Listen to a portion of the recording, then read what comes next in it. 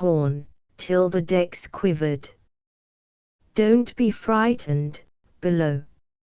It's only me, just throwing out a few words, in case anyone happens to be rolling round tonight. You don't mean to say there's anyone except us on the sea in such weather, said the funnel in a husky snuffle. Scores of them, said the steam, clearing its throat. Bra-ra-ra-ra. P-R-R-P. It's a trifle windy up here, and, great boilers, how it rains. We're drowning, said the scuppers. They had been doing nothing else all night, but this steady thrash of rain above them seemed to be the end of the world. That's all right. We'll be easier in an hour or two. First the wind and then the rain, soon you may make sail again. Gra-ra-ra-ra. Dra-ra-ra-ra. D-R-R-P. I have a notion that the sea is going down already. If it does, you'll learn something about rolling. We've only pitched till now. By the way, aren't you chaps in the hold a little easier than you were? There was just as much groaning and straining as ever, but it was not so loud or squeaky in tone, and when the ship quivered she did not jar stiffly, like a poker hit on the floor, but gave with a supple little waggle, like a perfectly balanced golf club. We have made a most amazing discovery, said the stringers, one after another. A discovery that entirely changes the situation. We have found, for the first time in the history of shipbuilding, that the inward pull of the deck beams and the outward thrust of the frames locks us, as it were, more closely in our places, and enables us to endure a strain which is entirely without parallel in the records of marine architecture. The steam turned a laugh quickly into a roar up the foghorn. "What massive intellects you great stringers have," he said softly, when he had finished. "We also began the deck beams, our discoverers and geniuses.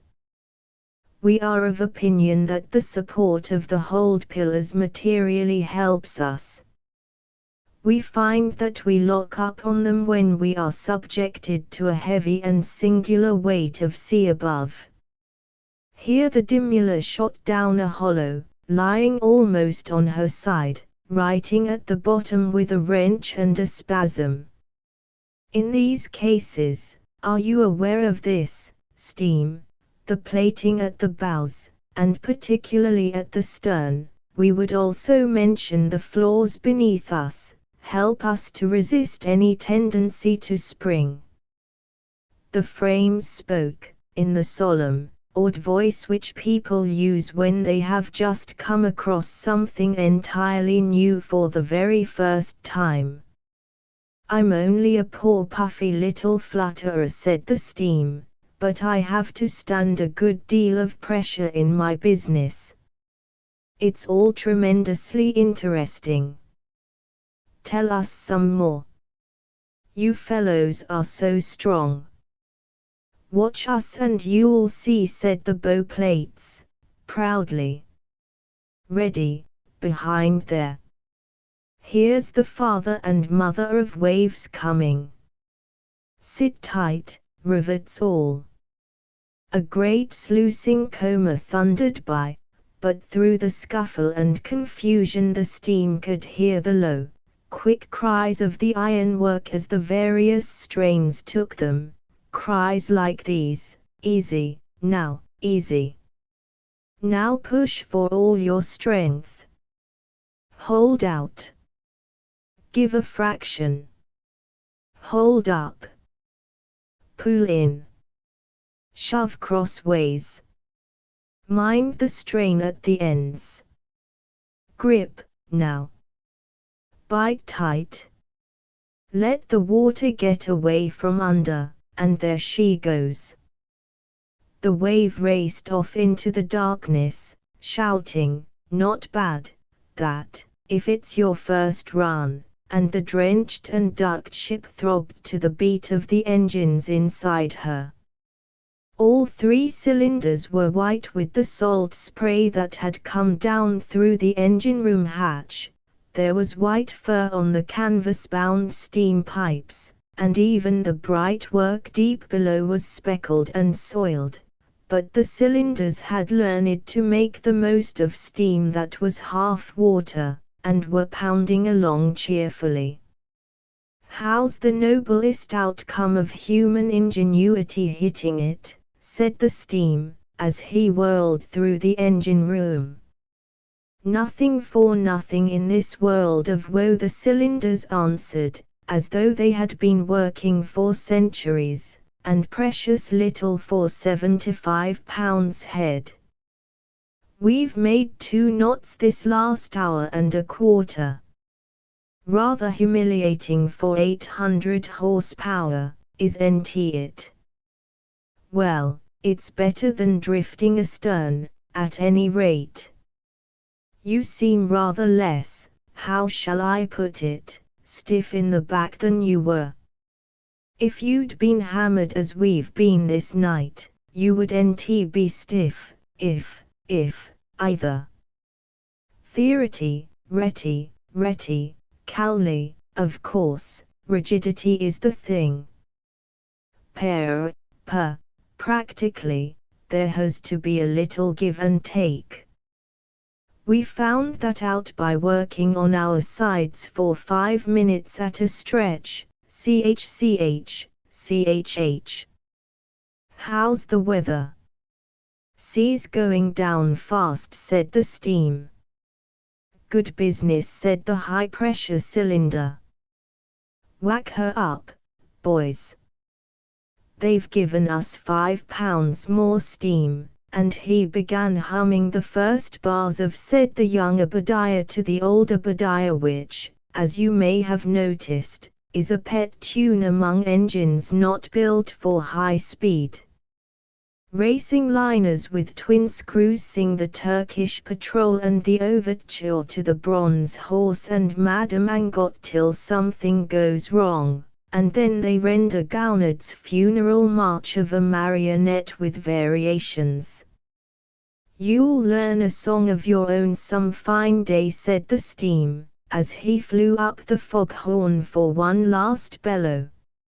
Next day the sky cleared and the sea dropped a little, and the Dimula began to roll from side to side till every inch of iron in her was sick and giddy. But luckily they did not all feel ill at the same time, otherwise she would have opened out like a wet paper box. The steam whistled warnings as he went about his business. It is in this short, quick roll and tumble that follows a heavy sea that most of the accidents happen, for then everything thinks that the worst is over and goes off guard. So he orated and chattered till the beams and frames and floors and stringers and things had learned how to lock down and lock up on one another, and endure this new kind of strain. They found ample time to practice, for they were 16 days at sea, and it was foul weather till within 100 miles of New York. The Dimula picked up her pilot and came in covered with salt and red rust. Her funnel was dirty grey from top to bottom, 2 boats had been carried away, 3 copper ventilators looked like hats after a fight with the police. The bridge had a dimple in the middle of it. The house that covered the steam steering gear was split as with hatchets. There was a bill for small repairs in the engine room almost as long as the screw shaft. The forward cargo hatch fell into bucket staves when they raised the iron crossbars, and the steam capstan had been badly wrenched on its bed. Altogether, as the skipper said, it was a pretty general average. "But she's suppled," he said to Mr. Buchanan. "For all her dead weight she rode like a yacht. Ye mind that last blow off the banks? I am proud of her, Buck." "It's vera good," said the chief engineer, looking along the dishevelled decks. "Now, a man judging superficially would say we were a wreck, but we know otherwise, by experience." Naturally everything in the Dimula fairly stiffened with pride, and the foremast and the forward collision bulkhead, who are pushing creatures, begged the steam to warn the port of New York of their arrival. "Tell those big boats all about us," they said. "They seem to take us quite as a matter of course." It was a glorious, clear, dead calm morning, and in single file, with less than half a mile between each, their bands playing and their tugboats shouting and waving handkerchiefs, were the Majestic, the Paris, the Touraine, the Servia, the Kaiser Wilhelm II, and the Wirkendam, all statelily going out to sea. As the Dimula shifted her helm to give the great boats clear way, the steam, who knows far too much to mind making an exhibition of himself now and then, shouted, "Boys! Boys! Boys! Princes, dukes, and barons of the high seas! Know ye by these presents, we are the Dimula, 15 days 9 hours from Liverpool, having crossed the Atlantic with 4,000 ton of cargo for the first time in our career. We have not foundered. We are here. We are not disabled. But we have had a time wholly unparalleled in the annals of shipbuilding. Our decks were swept. We pitched, we rolled. We thought we were going to die. Hi. But we didn't. We wish to give notice that we have come to New York all the way across the Atlantic through the worst weather in the world, and we are the Dimula. We are, The beautiful line of boats swept by as steadily as the procession of the seasons. The Dimula heard the Majestic say, HMPH, and the Paris grunted, how, and the Touraine said, OUI, with a little coquettish flicker of steam, and the Servier said Ho, and the Kaiser and the Werkendam said, Hock. Dutch fashion, and that was absolutely all. I did my best, said the steam, gravely, but I don't think they were much impressed with us, somehow. Do you? It's simply disgusting, said the bow plates. They might have seen what we've been through. There isn't a ship on the sea that has suffered as we have, is there, now? Well, I wouldn't go so far as that, said the steam, because I've worked on some of those boats, and sent them through weather quite as bad as the fortnight that we've had, in 6 days, and some of them are a little over 10,000 tons, I believe. Now I've seen the Majestic, for instance, ducked from her bows to her funnel, and I've helped the Arizona, I think she was, to back off an iceberg she met with one dark night, and I had to run out of the Paris's engine room, one day, because there was 30 foot of water in it. Of course, I don't deny, the steam shut off suddenly, as a tugboat, loaded with a political club and a brass band, that had been to see a New York senator off to Europe, crossed their bows, going to Hoboken. There was a long silence that reached, without a break, from the cutwater to the propeller blades of the Dimula. Then a new, big voice said slowly and thickly, as though the owner had just waked up, "It's my conviction that I have made a fool of myself." The steam knew what had happened at once, for when a ship finds herself, all the talking of the separate pieces ceases and melts into one voice, which is the soul of the ship. "Who are you?" he said, with a laugh. "I am the Dimula, of course. I've never been anything else except that, and a fool." The tugboat, which was doing its very best to be run down, got away just in time, its band playing clashily and brassily a popular but impolite air, "In the days of old Ramses, are you on? In the days of old Ramses, are you on? In the days of old Ramses, that story had Persis, are you on, are you on, are you on?" "Well, I'm glad you've found yourself," said the steam. "To tell the truth, I was a little tired of talking to all those ribs and stringers. Here's quarantine. After that we'll go to our wharf and clean up a little, and, next month we'll do it all over again.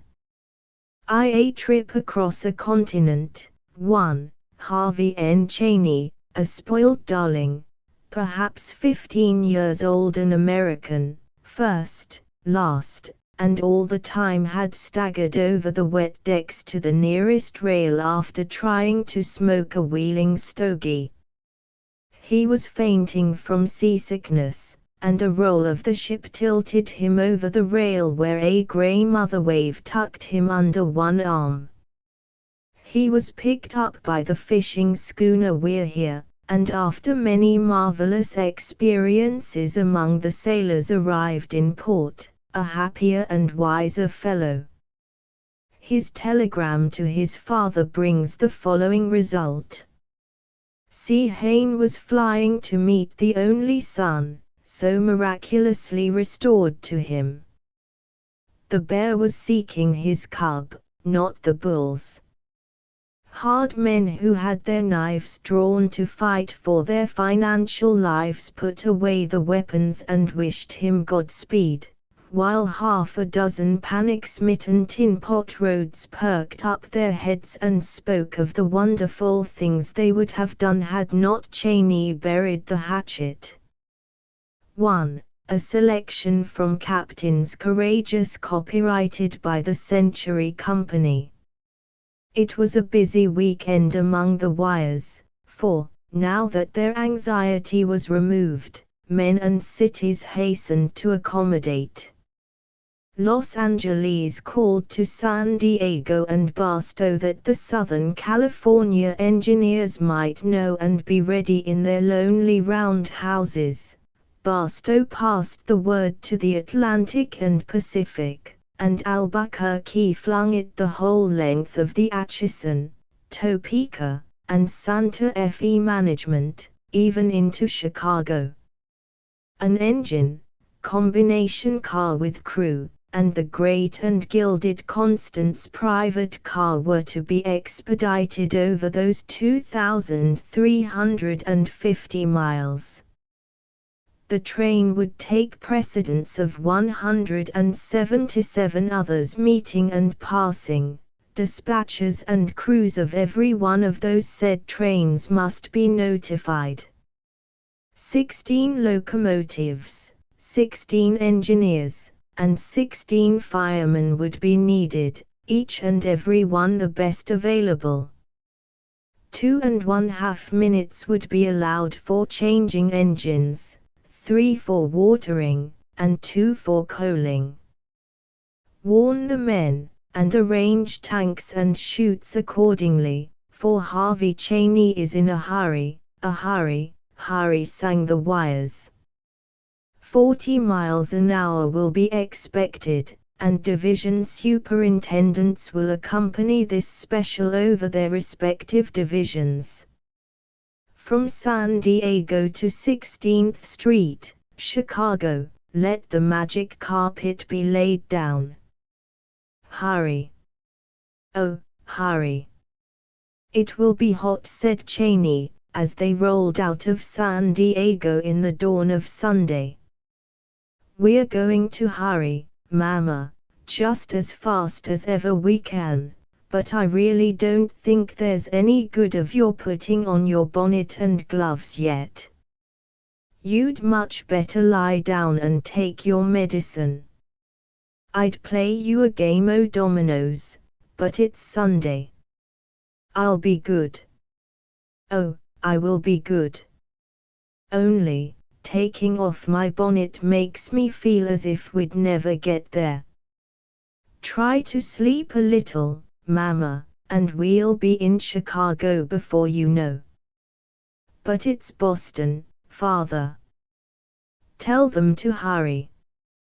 The 6-foot drivers were hammering their way to San Bernardino and the Mojave Wastes, but this was no grade for speed. That would come later. The heat of the desert followed the heat of the hills as they turned east to the Needles and the Colorado River. The car cracked in the utter drought and glare, and they put crushed ice to Mrs. Cheney's neck, and toiled up the long, long grades, past Ash Fork, toward Flagstaff, where the forests and quarries are, under the dry, remote skies. The needle of the speed indicator flicked and wagged to and fro, the cinders rattled on the roof, and a whirl of dust sucked after the whirling wheels.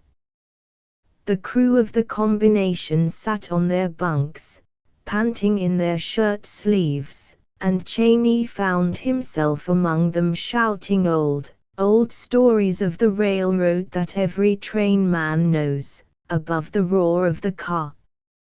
He told them about his son, and how the sea had given up its dead, and they nodded and spat and rejoiced with him, asked after her, back there, and whether she could stand it if the engineer let her out a piece, and Cheney thought she could. Accordingly the great fire horse was let out from Flagstaff to Winslow, till a division superintendent protested. But Mrs. Cheney, in the boudoir stateroom, where the French maid, sallow-white with fear, clung to the silver door handle, only moaned a little and begged her husband to bid them hurry. And so they dropped the dry sands and moonstruck rocks of Arizona behind them, and grilled on till the crash of the couplings and the wheeze of the brake hose told them they were at Coolidge by the Continental Divide. 3 bold and experienced men, cool, confident, and dry when they began, white, quivering, and wet when they finished their trick at those terrible wheels, swung her over the great lift from Albuquerque to Glorieta and beyond Springer, up and up to the Rayton Tunnel on the state line, whence they dropped rocking into La Junta, had sight of the Arkansas, and tore down the long slope to Dodge City, where Cheney took comfort once again from setting his watch an hour ahead. There was very little talk in the car. The secretary and typewriter sat together on the stamped Spanish leather cushions by the plate glass observation window at the rear end, watching the surge and ripple of the ties crowded back behind them, and, it is believed, making notes of the scenery. Cheney moved nervously between his own extravagant gorgeousness and the naked necessity of the combination, an unlit cigar in his teeth, till the pitying crews forgot that he was their tribal enemy, and did their best to entertain him. At night the bunched electrics lit up that distressful palace of all the luxuries, and they fared sumptuously, swinging on through the emptiness of abject desolation. Now they heard the swish of a water tank, and the guttural voice of a Chinaman, the clink-clink of hammers that tested the Krupp steel wheels, and the oath of a tramp chased off the rear platform, now the solid crash of coal shot into the tender, and now a beating back of noises as they flew past a waiting train. Now they looked out into great abysses, a trestle purring beneath their tread, or up to rocks that barred out half the stars. Now score and ravine changed and rolled back to jagged mountains on the horizon's edge, and now broke into hills lower and lower, till at last came the true plains. At Dodge City an unknown hand threw in a copy of a Kansas paper containing some sort of an interview with Harvey, who had evidently fallen in with an enterprising reporter, telegraphed on from Boston. The joyful journalese revealed that it was beyond question their boy, and it soothed Mrs. Cheney for a while. Her one-word hurry was conveyed by the crews to the engineers at Nickerson, Topeka, and Marceline, where the grades are easy, and they brushed the continent behind them.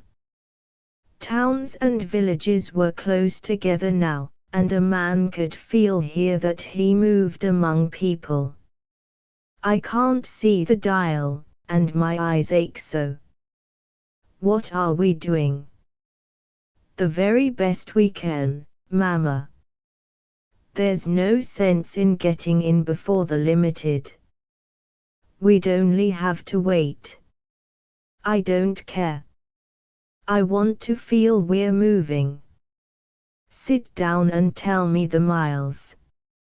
Cheney sat down and read the dial for her. There were some miles which stand for records to this day, but the 70-foot car never changed its long steamer-like roll, moving through the heat with the hum of a giant bee. Yet the speed was not enough for Mrs. Cheney, and the heat, the remorseless August heat, was making her giddy. The clock hands would not move, and when would they be in Chicago? It is not true that, as they changed engines at Fort Madison, Cheney passed over to the Amalgamated Brotherhood of Locomotive Engineers an endowment sufficient to enable them to fight him and his fellows on equal terms forevermore. He paid his obligations to engineers and firemen as he believed they deserved, and only his bank knows what he gave the crews who had sympathized with him. It is on record that the last crew took entire charge of switching operations at 16th Street, because she was in a doze at last, and heaven was to help anyone who bumped her. Now the highly paid specialist who conveys the Lake Shore and Michigan Southern Limited from Chicago to Elkhart is something of an autocrat, and he does not approve of being told how to back up to a car. Nonetheless, he handled the Constance as if she might have been a load of dynamite, and when the crew rebuked him they did it in whispers and dumb show. "Pshaw," said the Atchison, Topeka, and Santa Fe men, discussing life later. "We were running for a record. Harvey Cheney's wife, she was sick back, and we didn't want to jounce her. Come to think of it, our running time from San Diego to Chicago was 57.54. You can tell that to the Eastern Way trains. When we're trying for a record, we'll let you know." To the Western man, though this would not please either city, Chicago and Boston are cheek by jowl, and some railroads encourage the delusion.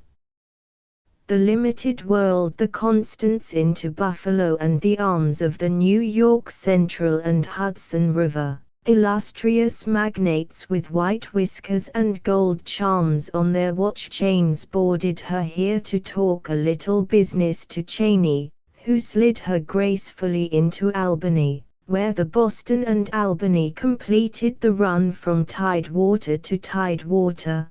Total time, 87 hours and 35 minutes or 3 days, 15 hours and 1/2.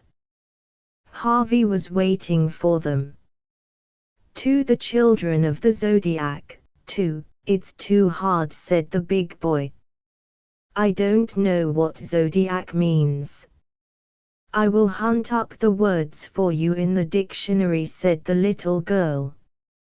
And when they came to the next story, the boy took pleasure in doing his own hunting in the dictionary. "Though thou love her as thyself, as a self of purer clay, though her parting dim the day, stealing grace from all alive, heartily know when half gods go the gods arrive." Emerson. Thousands of years ago, when men were greater than they are today, the children of the Zodiac lived in the world. There were 6 children of the Zodiac: the ram, the bull, the lion, the twins, and the girl, and they were afraid of the 6 houses which belonged to the scorpion, the balance, the crab, the fishes, the goat, and the waterman. Even when they first stepped down upon the earth and knew that they were immortal gods, they carried this fear with them, and the fear grew as they became better acquainted with mankind and heard stories of the 6 houses. Men treated the children as gods and came to them with prayers and long stories of wrong, while the children of the zodiac listened and could not understand. 2. Copyrighted, 1891, by Harper and Brothers. A mother would fling herself before the feet of the twins, or the bull, crying, "My husband was at work in the fields and the archer shot him and he died, and my son will also be killed by the archer. Help me." The bull would lower his huge head and answer, "What is that to me?" Or the twins would smile and continue their play, for they could not understand why the water ran out of people's eyes. At other times a man and a woman would come to Leo or the girl crying, "We two are newly married and we are very happy. Take these flowers." As they threw the flowers they would make mysterious sounds to show that they were happy, and Leo and the girl wondered even more than the twins why people shouted "ha! Ha! Ha!" for no cause. This continued for thousands of years by human reckoning, till on a day, Leo met the girl walking across the hills and saw that she had changed entirely since he had last seen her. The girl, looking at Leo, saw that he too had changed altogether. Then they decided that it would be well never to separate again, in case even more startling changes should occur when the one was not at hand to help the other. Leo kissed the girl and all earth felt that kiss, and the girl sat down on a hill and the water ran out of her eyes, and this had never happened before in the memory of the children of the zodiac. As they sat together a man and a woman came by, and the man said to the woman, "What is the use of wasting flowers on those dull gods? They will never understand, darling." The girl jumped up and put her arms around the woman, crying, "I understand. Give me the flowers and I will give you a kiss." Leo said beneath his breath to the man, "What was the new name that I heard you give to your woman just now?" The man answered, "Darling, of course."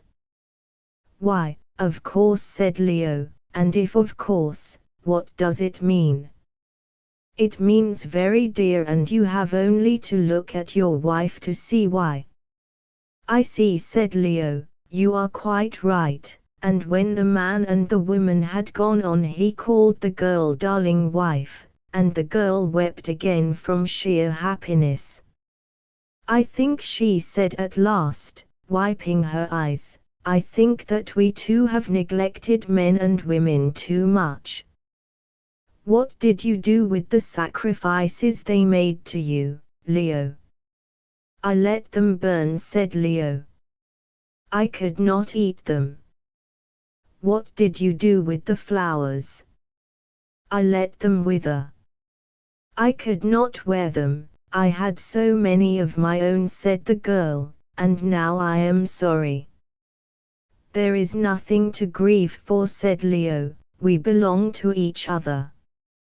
As they were talking the years of men's life slipped by unnoticed, and presently the man and the woman came back, both white-headed, the man carrying the woman.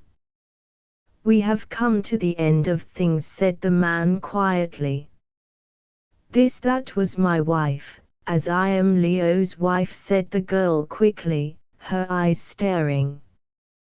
"Was my wife, has been killed by one of your houses." The man set down his burden, and laughed. "Which house?" said Leo angrily, for he hated all the houses equally. "You are gods, you should know," said the man. "We have lived together and loved one another, and I have left a good farm for my son. What have I to complain of except that I still live?" As he was bending over his wife's body there came a whistling through the air, and he started and tried to run away, crying, "It is the arrow of the archer. Let me live a little longer, only a little longer." The arrow struck him and he died. Leo looked at the girl, and she looked at him, and both were puzzled. "He wished to die," said Leo. "He said that he wished to die, and when death came he tried to run away. He is a coward." "No, he is not," said the girl. "I think I feel what he felt." "Leo, we must learn more about this for their sakes." "For their sakes," said Leo, very loudly. "Because we are never going to die," said the girl and Leo together, still more loudly. "Now sit you still here, darling wife," said Leo, "while I go to the houses whom we hate, and learn how to make these men and women live as we do." "And love as we do," said the girl. "I do not think they need to be taught that," said Leo, and he strode away very angry, with his lion skin swinging from his shoulder, till he came to the house where the scorpion lives in the darkness, brandishing his tail over his back. "Why do you trouble the children of men?" said Leo, with his heart between his teeth. "Are you so sure that I trouble the children of men alone?" said the scorpion.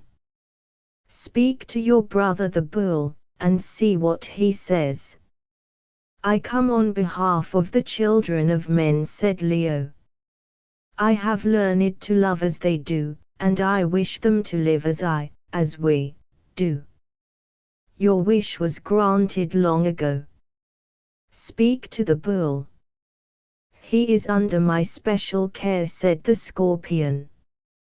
Leo dropped back to the earth again, and saw the great star Aldebaran, that is set in the forehead of the bull, blazing very near to the earth. When he came up to it he saw that his brother, the bull, yoked to a countryman's plough, was toiling through a wet rice field with his head bent down, and the sweat streaming from his flanks. The countryman was urging him forward with a gourd. "Gore that insolent to death," cried Leo, "and for the sake of our family honor come out of the mire." "I cannot," said the bull. "The scorpion has told me that some day, of which I cannot be sure, he will sting me where my neck is set on my shoulders, and that I shall die bellowing." "What has that to do with this disgraceful exhibition?" said Leo, standing on the dike that bounded the wet field. "Everything. This man could not plough without my help. He thinks that I am a stray bullock. But he is a mud-crusted cotter with matted hair," insisted Leo. "We are not meant for his use." "You may not be, I am. I cannot tell when the scorpion may choose to sting me to death, perhaps before I have turned this furrow." The bull flung his bulk into the yoke, and the plough tore through the wet ground behind him, and the countryman goaded him till his flanks were red. "Do you like this?" Leo called down the dripping furrows. "No," said the bull over his shoulder as he lifted his hind legs from the clinging mud and cleared his nostrils. Leo left him scornfully and passed to another country, where he found his brother the ram in the center of a crowd of country people who were hanging wreaths round his neck and feeding him on freshly plucked green corn. "This is terrible," said Leo. "Break up that crowd and come away, my brother. Their hands are spoiling your fleece." "I cannot," said the ram. "The archer told me that on some day of which I had no knowledge, he would send a dart through me, and that I should die in very great pain. What has that to do with this? Said Leo, but he did not speak as confidently as before. Everything in the world, said the ram. These people never saw a perfect sheep before. They think that I am a stray, and they will carry me from place to place as a model to all their flocks. But they are greasy shepherds, we are not intended to amuse them, said Leo. You may not be, I am, said the ram. I cannot tell when the archer may choose to send his arrow at me, perhaps before the people a mile down the road have seen me. The ram lowered his head that a yokel newly arrived might throw a wreath of wild garlic leaves over it, and waited patiently while the farmers tugged his fleece. Do you like this? Cried Leo over the shoulders of the crowd. No, said the ram, as the dust of the trampling feet made him sneeze, and he snuffed at the fodder piled before him. Leo turned back, intending to retrace his steps to the houses, but as he was passing down a street he saw two small children, very dusty, rolling outside a cottage door, and playing with a cat. They were the twins. What are you doing here? Said Leo, indignant. Playing, said the twins calmly. Cannot you play on the banks of the Milky Way? Said Leo. We did, said they, till the fishes swam down and told us that some day they would come for us and not hurt us at all and carry us away. So now we are playing at being babies down here. The people like it. Do you like it? Said Leo. No, said the twins, but there are no cats in the Milky Way, and they pulled the cat's tail thoughtfully.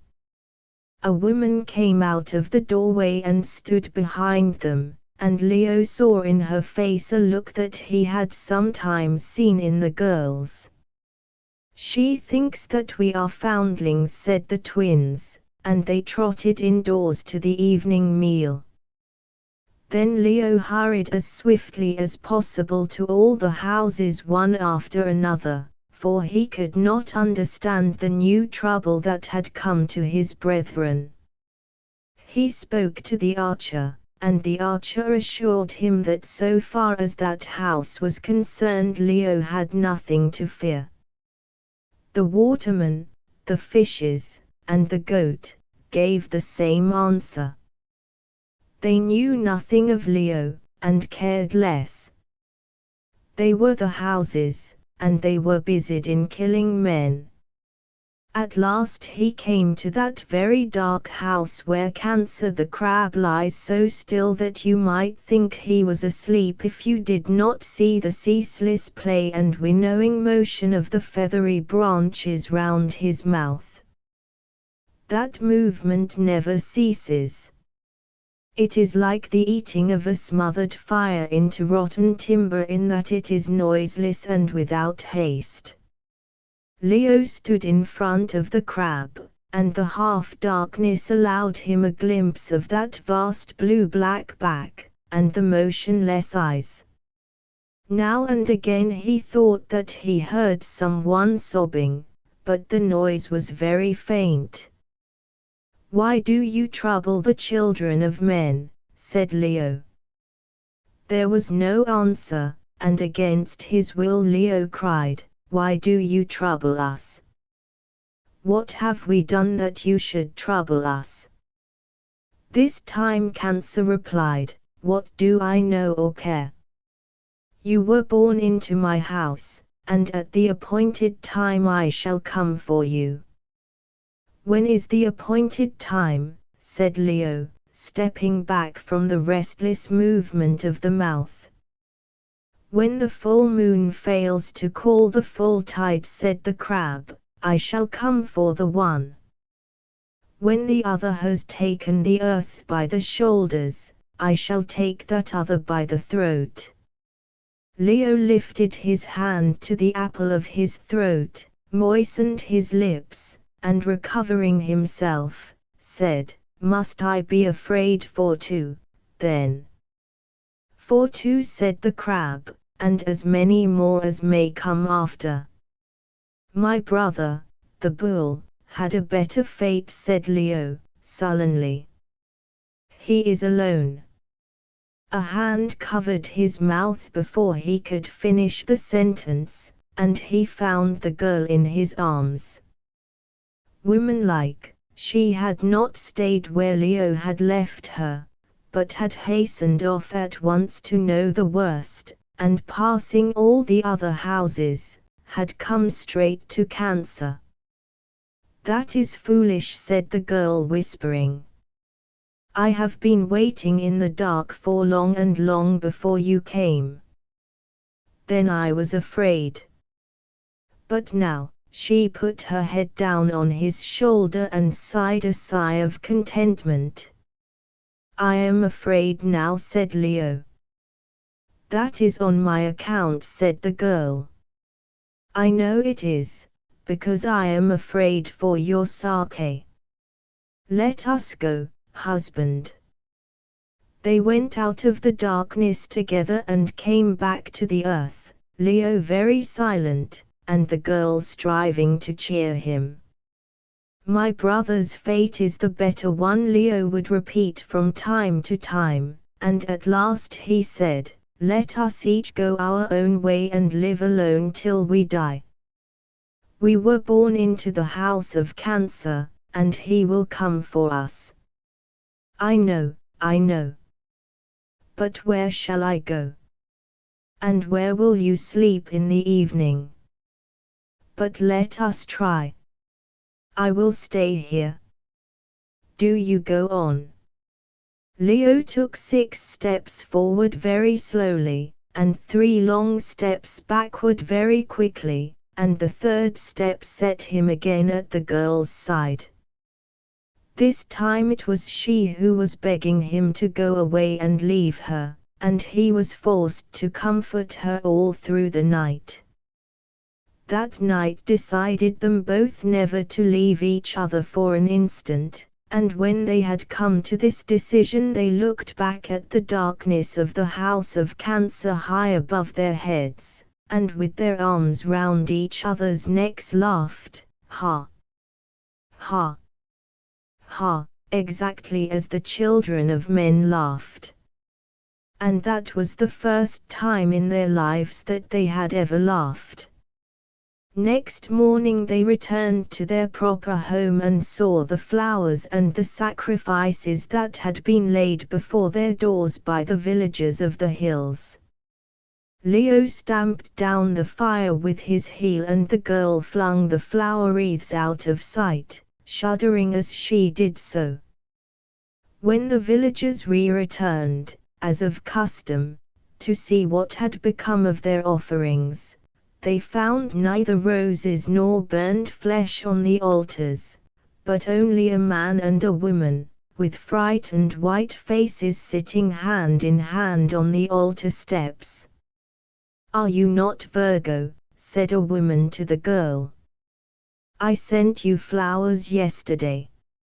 "Little sister," said the girl, flushing to her forehead, "do not send any more flowers, for I am only a woman like yourself." The man and the woman went away doubtfully. "Now, what shall we do?" said Leo. "We must try to be cheerful, I think," said the girl. "We know the very worst that can happen to us, but we do not know the best that love can bring us. We have a great deal to be glad of." "The certainty of death," said Leo. "All the children of men have that certainty also, yet they laughed long before we ever knew how to laugh. We must learn to laugh, Leo. We have laughed once, already. People who consider themselves gods, as the children of the zodiac did, find it hard to laugh, because the immortals know nothing worth laughter or tears. Leo rose up with a very heavy heart, and he and the girl together went to and fro among men, their new fear of death behind them. First they laughed at a naked baby attempting to thrust its fat toes into its foolish pink mouth, next they laughed at a kitten chasing her own tail, and then they laughed at a boy trying to steal a kiss from a girl, and getting his ears boxed. Lastly, they laughed because the wind blew in their faces as they ran down a hillside together, and broke panting and breathless into a knot of villagers at the bottom. The villagers laughed, too, at their flying clothes and wind-reddened faces, and in the evening gave them food and invited them to a dance on the grass, where everybody laughed through the mere joy of being able to dance. That night Leo jumped up from the girl's side crying, "Every one of those people we met just now will die, so shall we?" said the girl sleepily. "Lie down again, dear." Leo could not see that her face was wet with tears. But Leo was up and far across the fields, driven forward by the fear of death for himself and for the girl, who was dearer to him than himself. Presently he came across the bull drowsing in the moonlight after a hard day's work, and looking through half-shut eyes at the beautiful straight furrows that he had made. "Ho," said the bull. "So you have been told these things too? Which of the houses holds your death?" Leo pointed upward to the dark house of the crab and groaned. "And he will come for the girl too," he said. "Well," said the bull, "what will you do?" Leo sat down on the dike and said that he did not know. "You cannot pull a plough," said the bull, with a little touch of contempt. "I can, and that prevents me from thinking of the scorpion." Leo was angry, and said nothing till the dawn broke, and the cultivator came to yoke the bull to his work. "Sing," said the bull, as the stiff, muddy oxbow creaked and strained. "My shoulder is galled. Sing one of the songs that we sang when we thought we were all gods together." Leo stepped back into the canebrake, and lifted up his voice in a song of the children of the zodiac, the war whoop of the young gods who are afraid of nothing. At first he dragged the song along unwillingly, and then the song dragged him, and his voice rolled across the fields, and the bull stepped to the tune, and the cultivator banged his flanks out of sheer light-heartedness, and the furrows rolled away behind the plough more and more swiftly. Then the girl came across the fields looking for Leo, and found him singing in the cane. She joined her voice to his, and the cultivator's wife brought her spinning into the open and listened with all her children round her. When it was time for the no-warning, Leo and the girl had sung themselves both thirsty and hungry, but the cultivator and his wife gave them rye bread and milk, and many thanks, and the bull found occasion to say, "You have helped me to do a full half-field more than I should have done. But the hardest part of the day is to come, brother." Leo wished to lie down and brood over the words of the crab. The girl went away to talk to the cultivator's wife and baby, and the afternoon ploughing began. "Help us now," said the bull. "The tides of the day are running down. My legs are very stiff." "Sing, if you never sang before." "To a mud-spattered villager," said Leo. He is under the same doom as ourselves. Are you a coward? Said the bull. Leo flushed, and began again with a sore throat and a bad temper. Little by little he dropped away from the songs of the children and made up a song as he went along, and this was a thing he could never have done had he not met the crab face to face. He remembered facts concerning cultivators and bullocks and rice fields that he had not particularly noticed before the interview, and he strung them all together, growing more interested as he sang, and he told the cultivator much more about himself and his work than the cultivator knew. The bull grunted approval as he toiled down the furrows for the last time that day, and the song ended, leaving the cultivator with a very good opinion of himself in his aching bones. The girl came out of the hut where she had been keeping the children quiet, and talking women talk to the wife, and they all ate the evening meal together. Now yours must be a very pleasant life, said the cultivator, sitting as you do on a dike all day and singing just what comes into your head. Have you been at it long, you two gypsies? Ah, lowed the bull from his byre. That's all the thanks you will ever get from men, brother. No. We have only just begun it, said the girl, but we are going to keep to it as long as we live. Are we not, Leo? Yes, said he, and they went away hand in hand. You can sing beautifully, Leo, said she, as a wife will to her husband. What were you doing? Said he. I was talking to the mother and the babies, she said. You would not understand the little things that make us women laugh. And I am to go on with this gypsy work, said Leo. Yes, dear, and I will help you. There is no written record of the life of Leo and of the girl, so we cannot tell how Leo took to his new employment which he detested.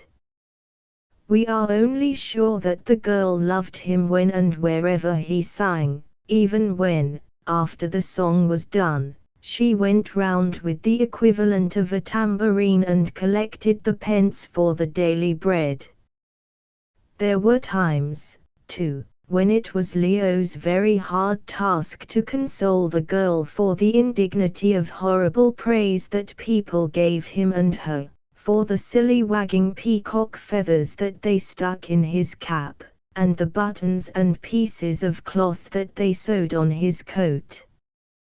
Womanlike, she could advise and help to the end, but the meanness of the means revolted. What does it matter, Leo would say, so long as the songs make them a little happier? And they would go down the road and begin again on the old refrain, that whatever came or did not come, the children of men must not be afraid. It was heavy teaching at first, but in process of years Leo discovered that he could make men laugh and hold them listening to him even when the rain fell. Yet there were people who would sit down and cry softly, though the crowd was yelling with delight. And there were people who maintained that Leo made them do this, and the girl would talk to them in the pauses of the performance and do her best to comfort them. People would die, too, while Leo was talking and singing and laughing, for the archer and the scorpion and the crab and the other houses were as busy as ever.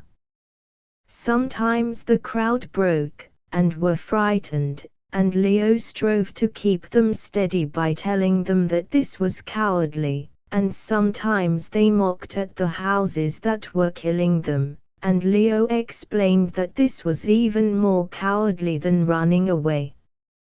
In their wanderings they came across the bull, or the ram, or the twins, but all were too busy to do more than nod to each other across the crowd, and go on with their work.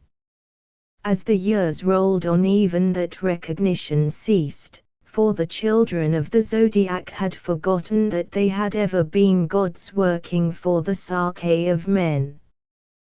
The star Aldebaran was crusted with caked dirt on the bull's forehead, the ram's fleece was dusty and torn, and the twins were only babies fighting over the cat on the doorstep.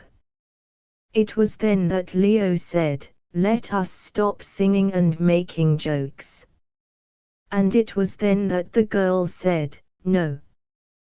But she did not know why she said no so energetically. Leo maintained that it was perversity, till she herself, at the end of a dusty day, made the same suggestion to him, and he said, "Most certainly not," and they quarreled miserably between the hedgerows, forgetting the meaning of the stars above them.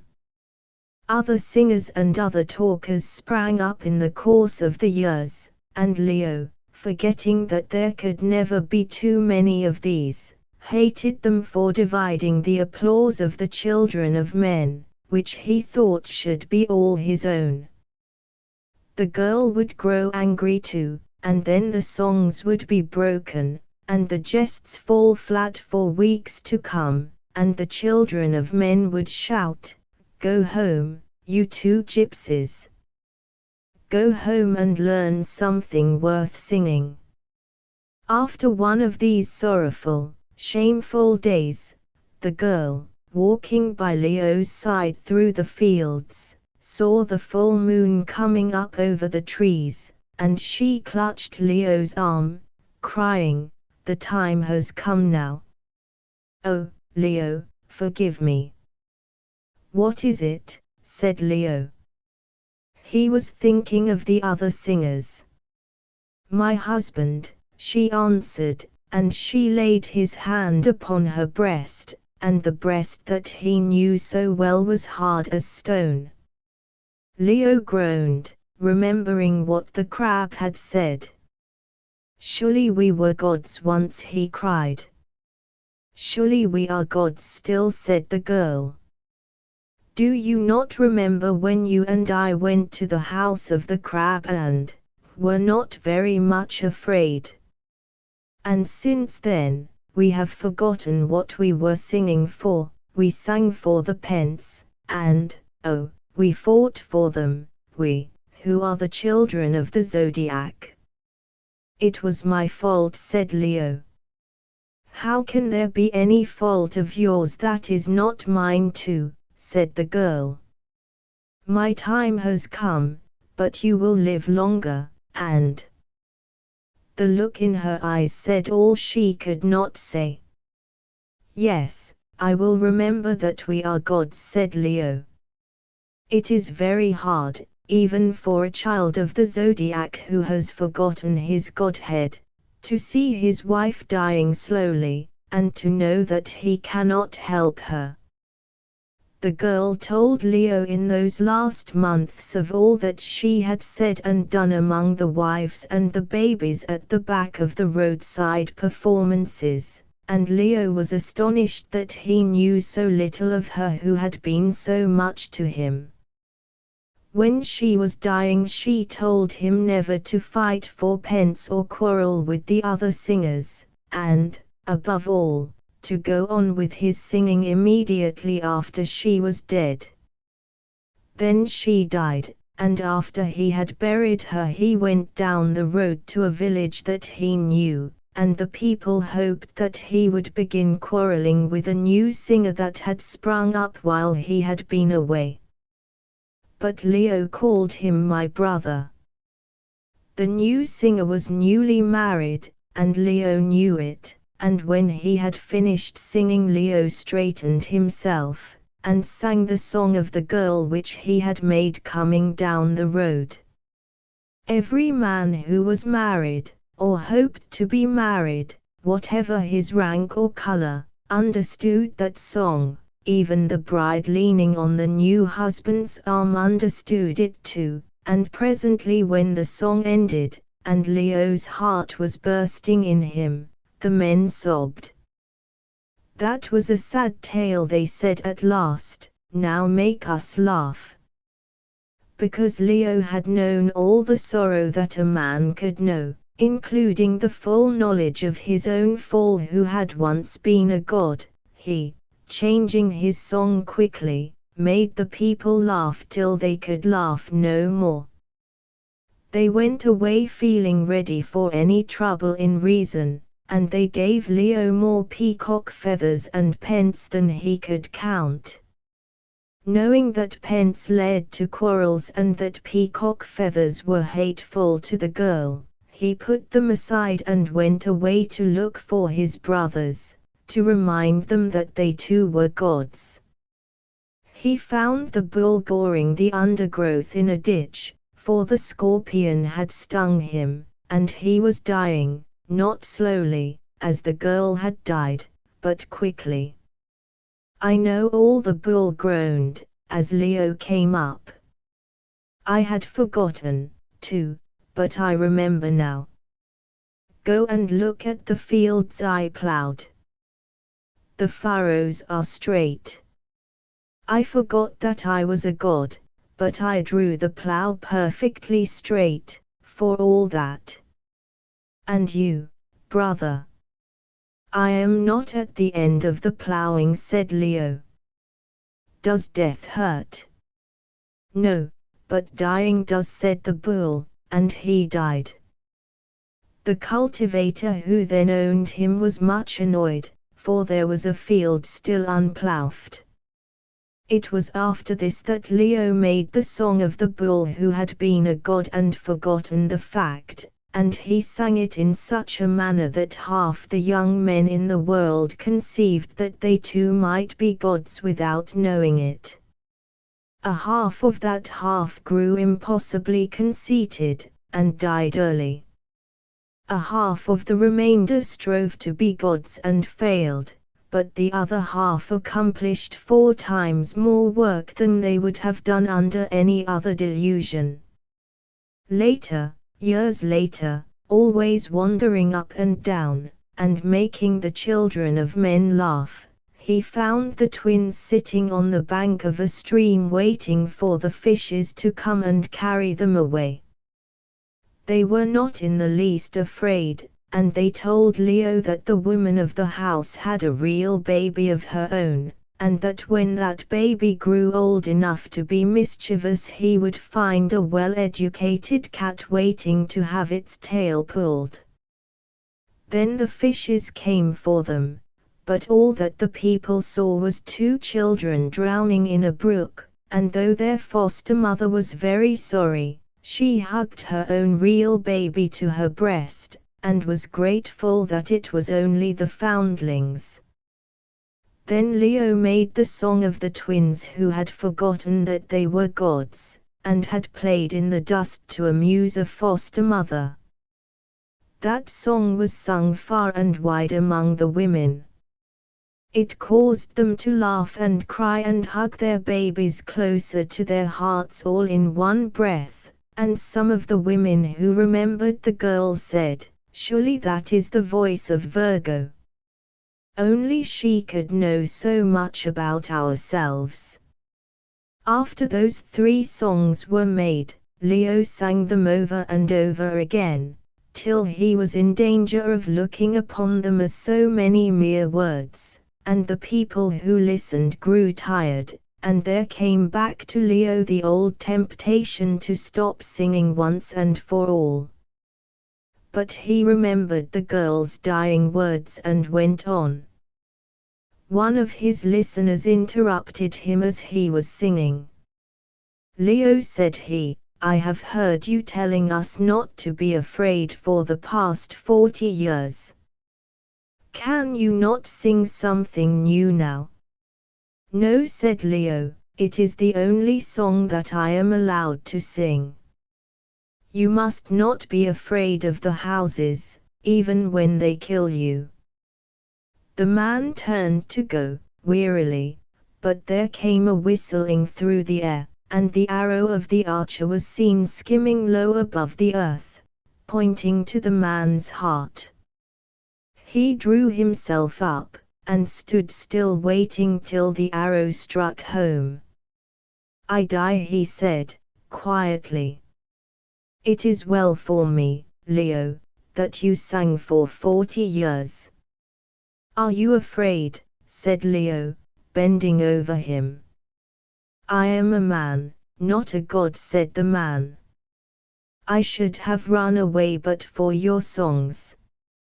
My work is done, and I die without making a show of my fear." "I am very well paid," said Leo to himself. "Now that I see what my songs are doing, I will sing better ones." He went down the road, collected his little knot of listeners, and began the song of the girl. In the middle of his singing he felt the cold touch of the crab's claw on the apple of his throat. He lifted his hand, choked, and stopped for an instant. "Sing on, Leo," said the crowd. "The old song runs as well as ever it did." Leo went on steadily till the end, with the cold fear at his heart. When his song was ended, he felt the grip on his throat tighten. He was old, he had lost the girl, he knew that he was losing more than half his power to sing. He could scarcely walk to the diminishing crowds that waited for him, and could not see their faces when they stood about him. Nonetheless he cried angrily to the crab, "Why have you come for me now? You were born under my care." "How can I help coming for you?" said the crab, wearily. Every human being whom the crab killed had asked that same question. "But I was just beginning to know what my songs were doing," said Leo. "Perhaps that is why," said the crab, and the grip tightened. "You said you would not come till I had taken the world by the shoulders," gasped Leo, falling back. "I always keep my word. You have done that 3 times, with 3 songs. What more do you desire?" "Let me live to see the world know it," pleaded Leo. "Let me be sure that my songs make men brave," said the crab. "Even then there would be one man who was afraid. The girl was braver than you are. Come." Leo was standing close to the restless, insatiable mouth. "I forgot," said he, simply. "The girl was braver. But I am a god too, and I am not afraid." "What is that to me?" said the crab. Then Leo's speech was taken from him, and he lay still and dumb, watching death till he died. Leo was the last of the children of the zodiac. After his death there sprang up a breed of little mean men, whimpering and flinching and howling because the houses killed them and theirs, who wished to live forever without any pain. They did not increase their lives, but they increased their own torments miserably, and there were no children of the zodiac to guide them, and the greater part of Leo's songs were lost. Only he had carved on the girl's tombstone the last verse of the Song of the Girl, which stands at the head of this story. One of the children of men, coming thousands of years later, rubbed away the lichen, read the lines, and applied them to a trouble other than the one Leo meant.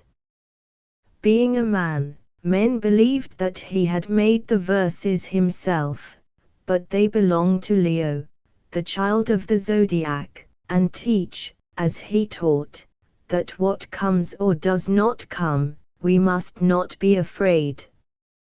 3. The Bridge Builders. He least that Findlayson, of the Public Works Department, expected was a CIE, he dreamed of a CSI, indeed his friends told him that he deserved more. For 3 years he had endured heat and cold, disappointment, discomfort, danger, and disease, with responsibility almost too heavy for one pair of shoulders, and day by day, through that time, the great Kashi Bridge over the Ganges had grown under his charge. Now, in less than 3 months, if all went well, His Excellency the Viceroy would open the bridge in state, an archbishop would bless it, the first trainload of soldiers would come over it, and there would be speeches. Findlayson, CE, sat in his trolley on a construction line that ran along one of the main revetments, the huge, stone-faced banks that flared away north and south for 3 miles on either side of the river, and permitted himself to think of the end. With its approaches, his work was 1 mile and 3/4 in length, a lattice girder bridge, trussed with the Findlayson truss, standing on 27 brick piers.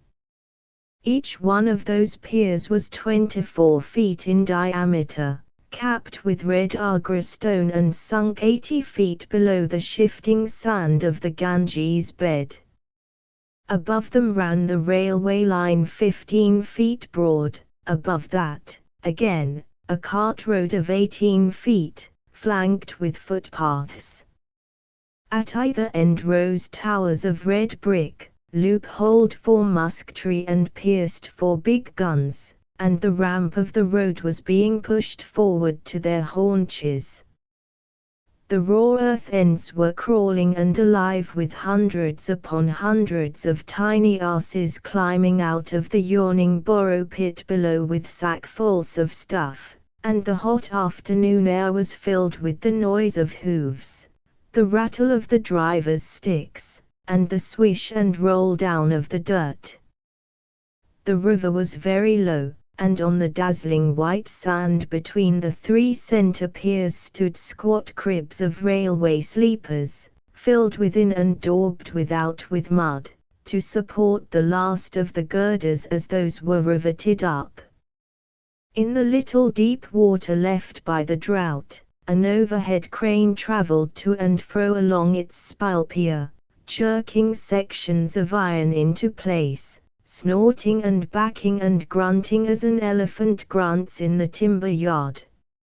Riveters by the hundred swarmed about the lattice sidework and the iron roof of the railway line, hung from invisible staging under the bellies of the girders, clustered round the throats of the piers, and rode on the overhang of the footpath stanchions, their fire-pots and the spurts of flame that answered each hammer-stroke showing no more than pale yellow in the sun's glare.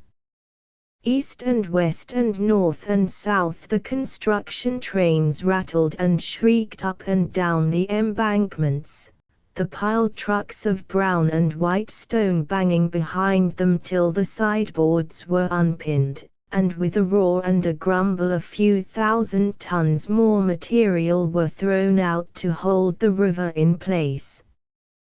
Findlayson, CE, turned on his trolley and looked over the face of the country that he had changed for 7 miles around.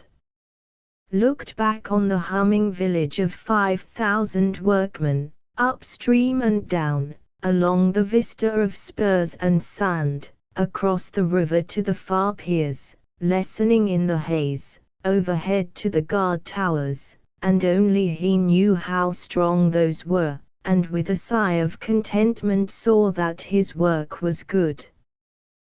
There stood his bridge before him in the sunlight, lacking only a few weeks' work on the girders of the 3 middle piers, his bridge, raw and ugly as original sin, but pucker, permanent, to endure when all memory of the builder, even of the splendid Findlayson truss, had perished. Practically, the thing was done. Hitchcock, his assistant, cantered along the line on a little switch-tailed Kabuli pony, who, through long practice, could have trotted securely over a trestle, and nodded to his chief. "All but," said he, with a smile. "I've been thinking about it," the senior answered. "Not half a bad job for 2 men, is it?" 1.5. Gad, what a Cooper's Hill cub I was when I came on the works. Hitchcock felt very old in the crowded experiences of the past 3 years, that had taught him power and responsibility. "You were rather a cold," said Findlayson. "I wonder how you'll like going back to office work when this job's over." "I shall hate it," said the young man, and as he went on his eye followed Findlayson's, and he muttered, "Isn't it good? I think we'll go up the service together," Findlayson said to himself.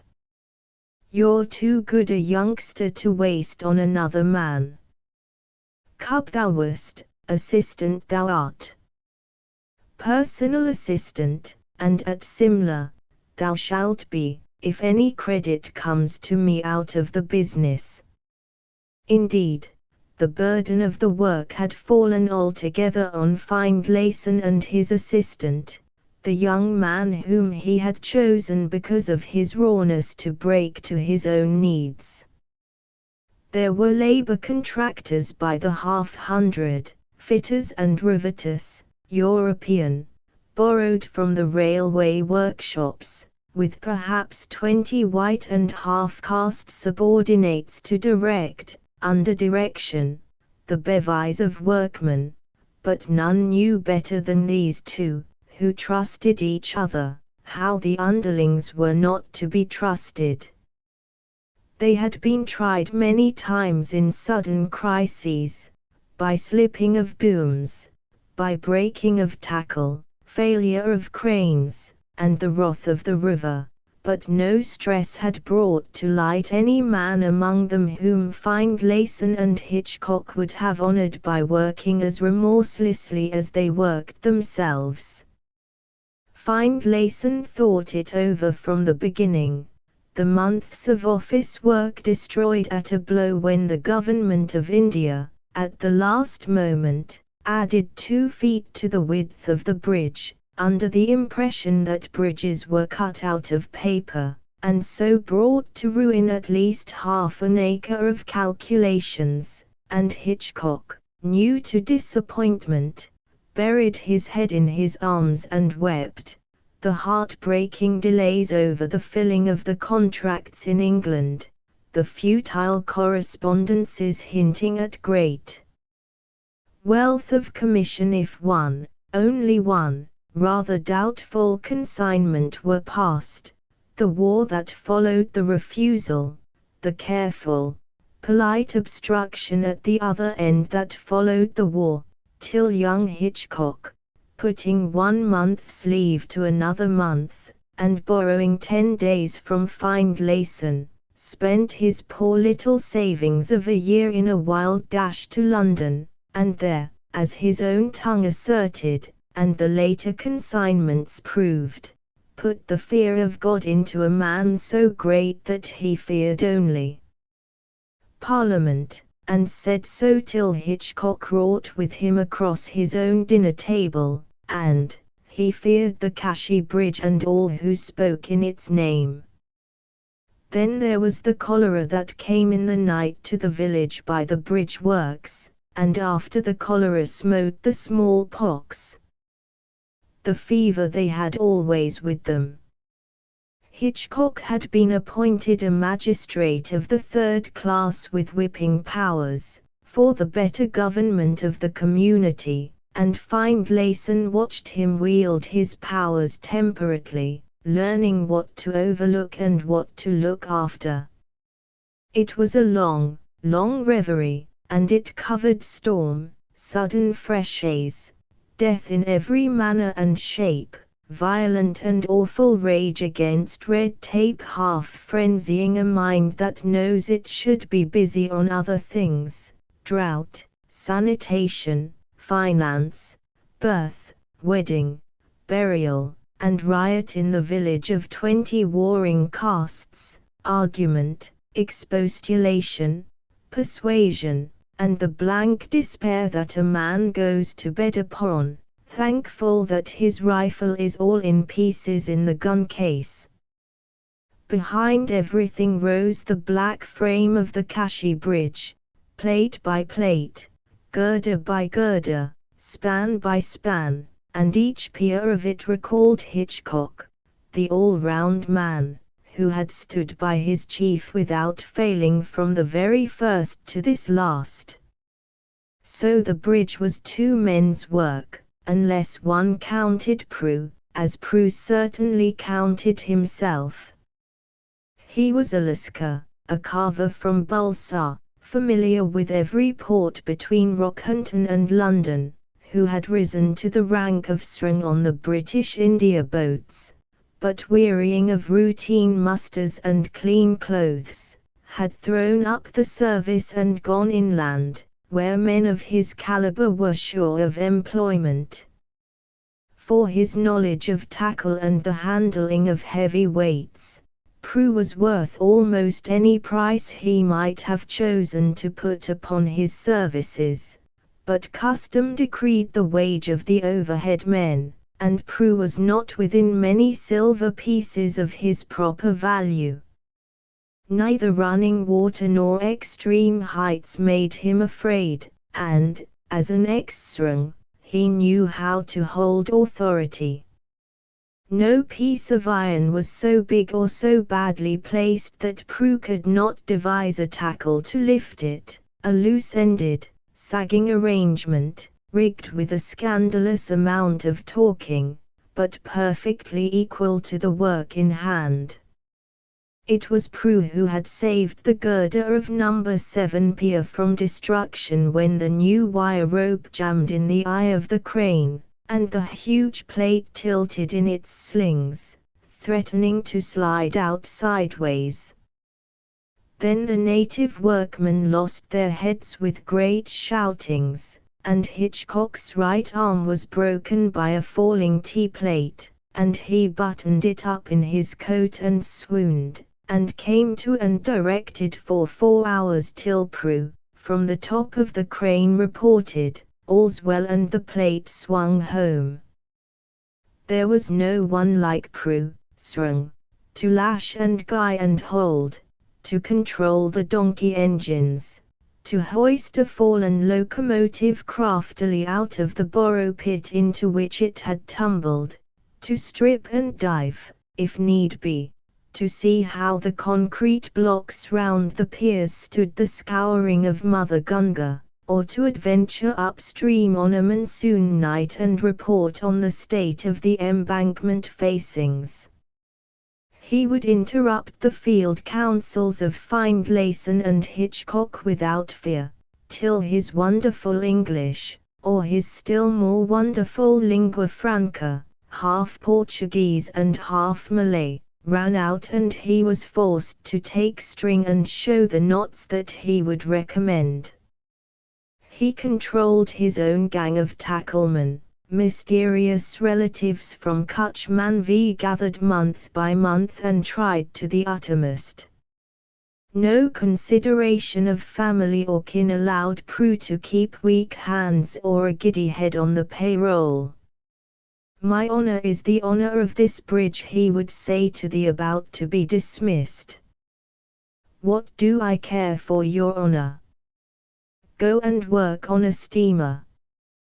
That is all you are fit for." The little cluster of huts where he and his gang lived centered round the tattered dwelling of a sea priest, one who had never set foot on black water, but had been chosen as ghostly counselor by 2 generations of sea rovers, all unaffected by port missions or those creeds which are thrust upon sailors by agencies along Thames bank. The priest of the Lascars had nothing to do with their caste, or indeed with anything at all. He ate the offerings of his church, and slept and smoked, and slept again, for said Prue, who had hailed him 1,000 miles inland, he is a very holy man. He never cares what you eat so long as you do not eat beef, and that is good, because on land we worship Shiva, we carvers, but at sea on the company's boats we attend strictly to the orders of the Baramalam, the first mate, and on this bridge we observe what Finlayson Sahib says. Finlayson Sahib had that day given orders to clear the scaffolding from the guard tower on the right bank, and Prue with his mates was casting loose and lowering down the bamboo poles and planks as swiftly as ever they had whipped the cargo out of a coaster. From his trolley he could hear the whistle of the Srang's silver pipe and the creak and clatter of the pulleys. Prue was standing on the topmost coping of the tower, clad in the blue dungaree of his abandoned service, and as Finlayson motioned to him to be careful, for his was no life to throw away, he gripped the last pole, and, shading his eyes ship fashion, answered with the long-drawn wail of the FCSLE lookout, "Ham deck to high, I am looking out." Finlayson laughed, and then sighed. It was years since he had seen a steamer, and he was sick for home. As his trolley passed under the tower, Prue descended by a rope, ape fashion, and cried, "It looks well now, Sahib. Our bridge is all but done. What think you Mother Gunga will say when the rail runs over? She has said little so far. It was never Mother Gunga that delayed us. There is always time for her, and none the less there has been delay. Has the Sahib forgotten last autumn's flood, when the stone boats were sunk without warning, or only a half-day's warning? Yes, but nothing save a big flood could hurt us now. The spurs are holding well on the west bank. Mother Gunga eats great allowances. There is always room for more stone on the revetments. I tell this to the Shotta Sahib, he meant Hitchcock, and he laughs. No matter, Prue. Another year thou wilt be able to build a bridge in thine own fashion. The Lascar grinned. Then it will not be in this way, with stonework sunk under water, as the Quetta was sunk. I like Sue's pensheen bridges that fly from bank to bank, with one big step, like a gangplank. Then no water can hurt.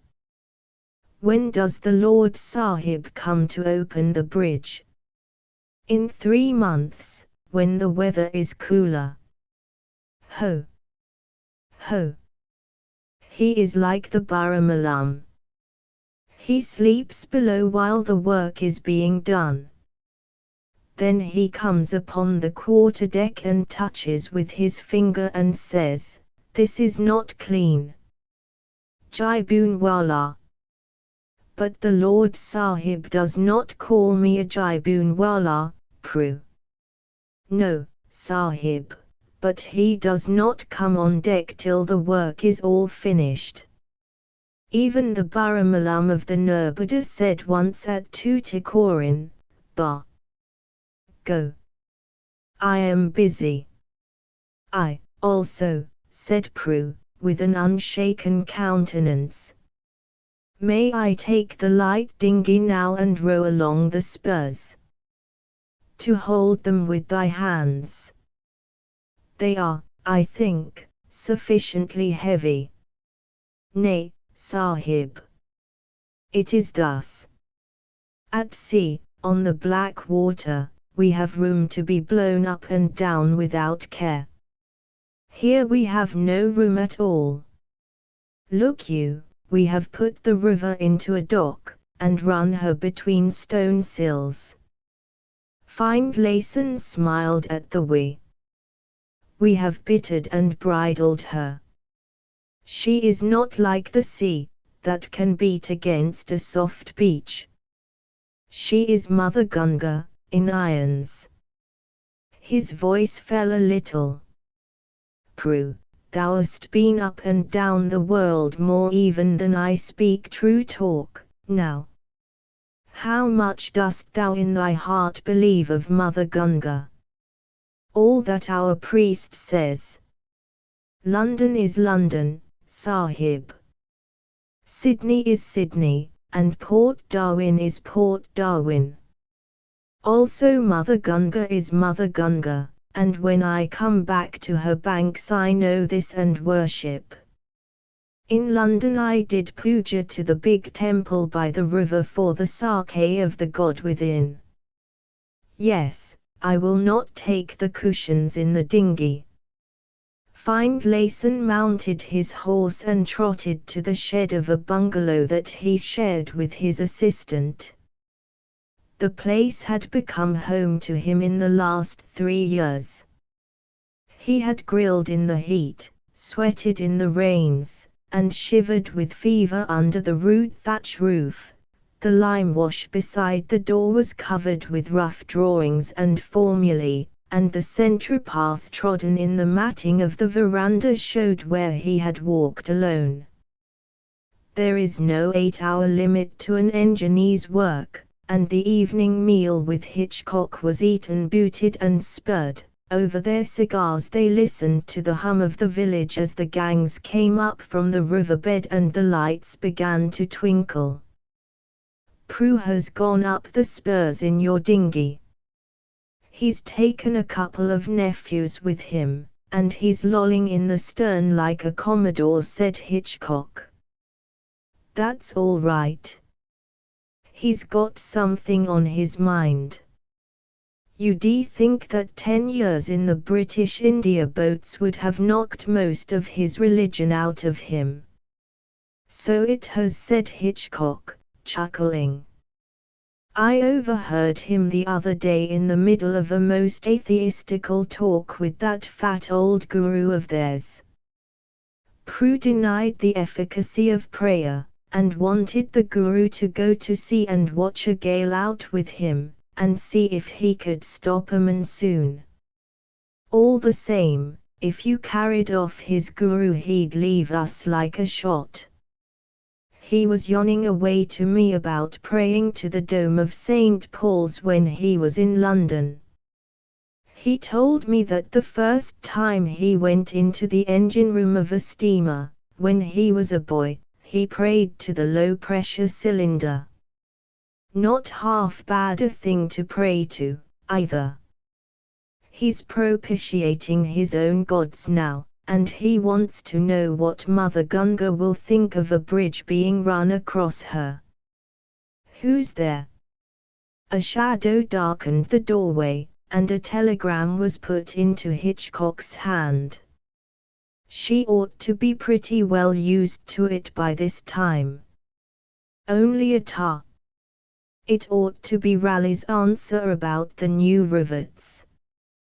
Great heavens! Hitchcock jumped to his feet. What is it? Said the senior, and took the form. That's what Mother Gunga thinks, is it? He said, reading. Keep cool, young UN. We've got all our work cut out for us. Let's see. Muir wires, half an hour ago, floods on the Ramgunga. Look out. Well, that gives us 9.5 for the flood to reach Malaipagout and 16.5 to Latodi, say 15 hours before it comes down to us. Curse that hill-fed sewer of a Ramgunga. Find Layson. This is 2 months before anything could have been expected, and the left bank is littered up with stuff still. 2 full months before the time. That's why it happens. I've only known Indian rivers for 25 years, and I don't pretend to understand. Here comes another tar. Find Layson opened the telegram. Cochrane, this time, from the Ganges Canal, heavy rains here. Bad. He might have saved the last word. Well, we don't want to know any more. We've got to work the gangs all night and clean up the riverbed. You'll take the east bank and work out to meet me in the middle. Get everything that floats below the bridge. We shall have quite enough rivercraft coming down adrift anyhow, without letting the stone boats ram the piers. What have you got on the east bank that needs looking after? Pontoon, one big pontoon with the overhead crane on it. Other overhead crane on the mended pontoon, with the cart road rivets from 20 to 23 piers, 2 construction lines, and a turning spur. The pile work must take its chance, said Hitchcock. All right. Roll up everything you can lay hands on. We'll give the gang 15 minutes more to eat their grub. Close to the veranda stood a big night gong, never used except for flood or fire in the village. Hitchcock had called for a fresh horse, and was off to his side of the bridge when Find Layson took the cloth-bound stick and smote with the rubbing stroke that brings out the full thunder of the metal. Long before the last rumble ceased, every night gong in the village had taken up the warning. To these were added the hoarse screaming of conchs in the little temples, the throbbing of drums and tom-toms, and from the European quarters, where the riveters lived, Macartney's bugle, a weapon of offence on Sundays and festivals, brayed desperately, calling to stables.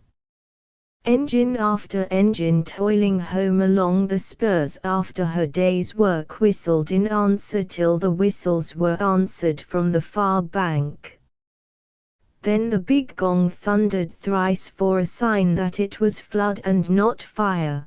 Conch, drum, and whistle echoed the call, and the village quivered to the sound of bare feet running upon soft earth. The order in all cases was to stand by the day's work and wait instructions. The gangs poured by in the dusk, men stopping to knot a loincloth or fasten a sandal, gang foremen shouting to their subordinates as they ran or paused by the tool-issue sheds for bars and mattocks, locomotives creeping down their tracks wheel-deep in the crowd, till the brown torrent disappeared into the dusk of the riverbed, raced over the pile-work, swarmed along the lattices, clustered by the cranes, and stood still, each man in his place. Then the troubled beating of the gong carried the order to take up everything and bear it beyond high water mark, and the flare lamps broke out by the hundred between the webs of dull iron as the riveters began a night's work racing against the flood that was to come. The girders of the 3 centre piers, those that stood on the cribs, were all but in position.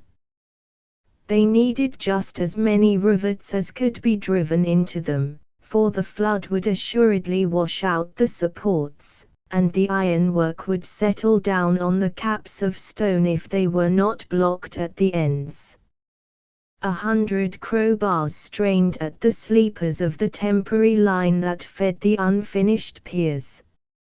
It was heaved up in lengths, loaded into trucks, and backed up the bank beyond flood level by the groaning locomotives. The tool sheds on the sands melted away before the attack of shouting armies, and with them went the stacked ranks of government stores, iron-bound boxes of rivets, pliers, cutters, duplicate parts of the rivet machines, spare pumps and chains. The big crane would be the last to be shifted, for she was hoisting all the heavy stuff up to the main structure of the bridge. The concrete blocks on the fleet of stone boats were dropped overside, where there was any depth of water, to guard the piers, and the empty boats themselves were poled under the bridge downstream. It was here that Prue's pipe shrilled loudest, for the first stroke of the big gong had brought aback the dinghy at racing speed, and Prue and his people were stripped to the waist, working for the honor and credit which are better than life. "I knew she would speak," he cried. "I knew, but the telegraph gave us good warning. O sons of unthinkable begetting, children of unspeakable shame, are we here for the look of the thing?" It was 2 feet of wire rope frayed at the ends, and it did wonders as Prue leaped from gunwale to gunwale, shouting the language of the sea. Findlayson was more troubled for the stone boats than anything else. Macartney, with his gangs, was blocking up the ends of the 3 doubtful spans, but boats adrift, if the flood chanced to be a high one, might endanger the girders, and there was a very fleet in the shrunken channels. "Get them behind the swell of the guard tower," he shouted down to Prue. "It will be dead water there, get them below the bridge." "Okay. Very good. I know. We are mooring them with wire rope," was the answer. "Ha! Listen to the shotter sahib. He is working hard." From across the river came an almost continuous whistling of locomotives, backed by the rumble of stone. Hitchcock at the last minute was spending a few hundred more trucks of Cherokee stone in reinforcing his spurs and embankments.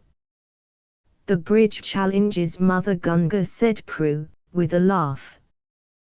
"But when she talks I know whose voice will be the loudest."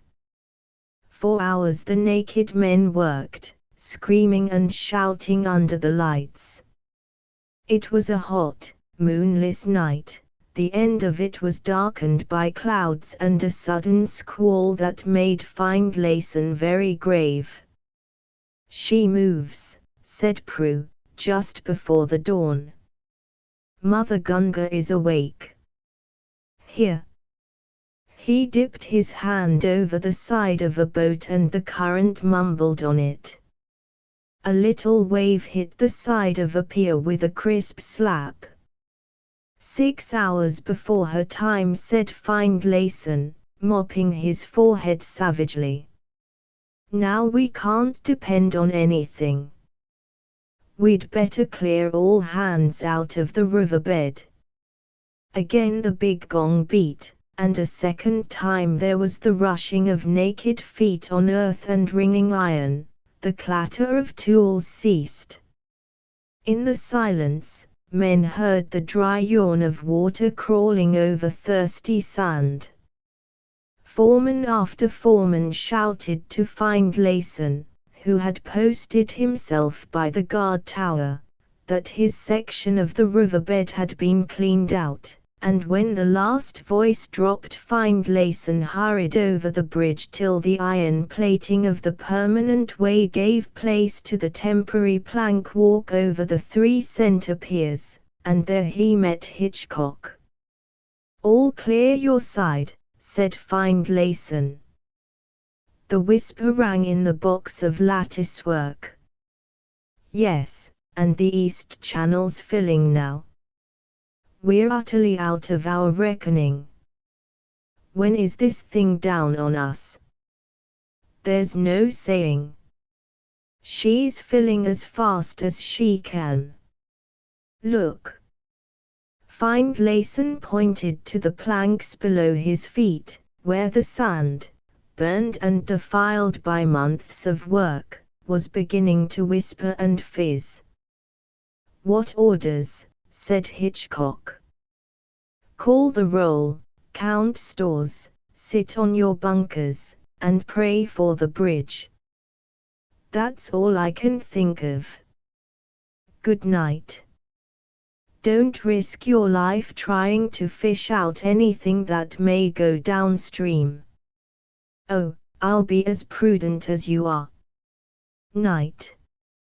Heavens, how she's filling. Here's the rain in earnest." Findlayson picked his way back to his bank, sweeping the last of McCartney's riveters before him. The gangs had spread themselves along the embankments, regardless of the cold rain of the dawn, and there they waited for the flood.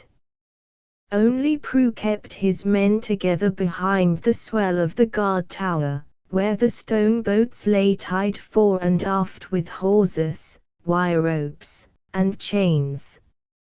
A shrill wail ran along the line, growing to a yell, half fear and half wonder.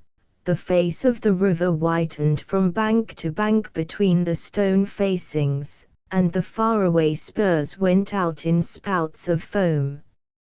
Mother Gunga had come bank high in haste, and a wall of chocolate-colored water was her messenger. There was a shriek above the roar of the water, the complaint of the spans coming down on their blocks as the cribs were whirled out from under their bellies. The stone boats groaned and ground each other in the eddy that swung round the abutment, and their clumsy masts rose higher and higher against the dim skyline. Before she was shut between these walls we knew what she would do. Now she is thus cramped, God only knows what she will do, said Prue, watching the furious turmoil round the guard tower. "Oh, fight, then.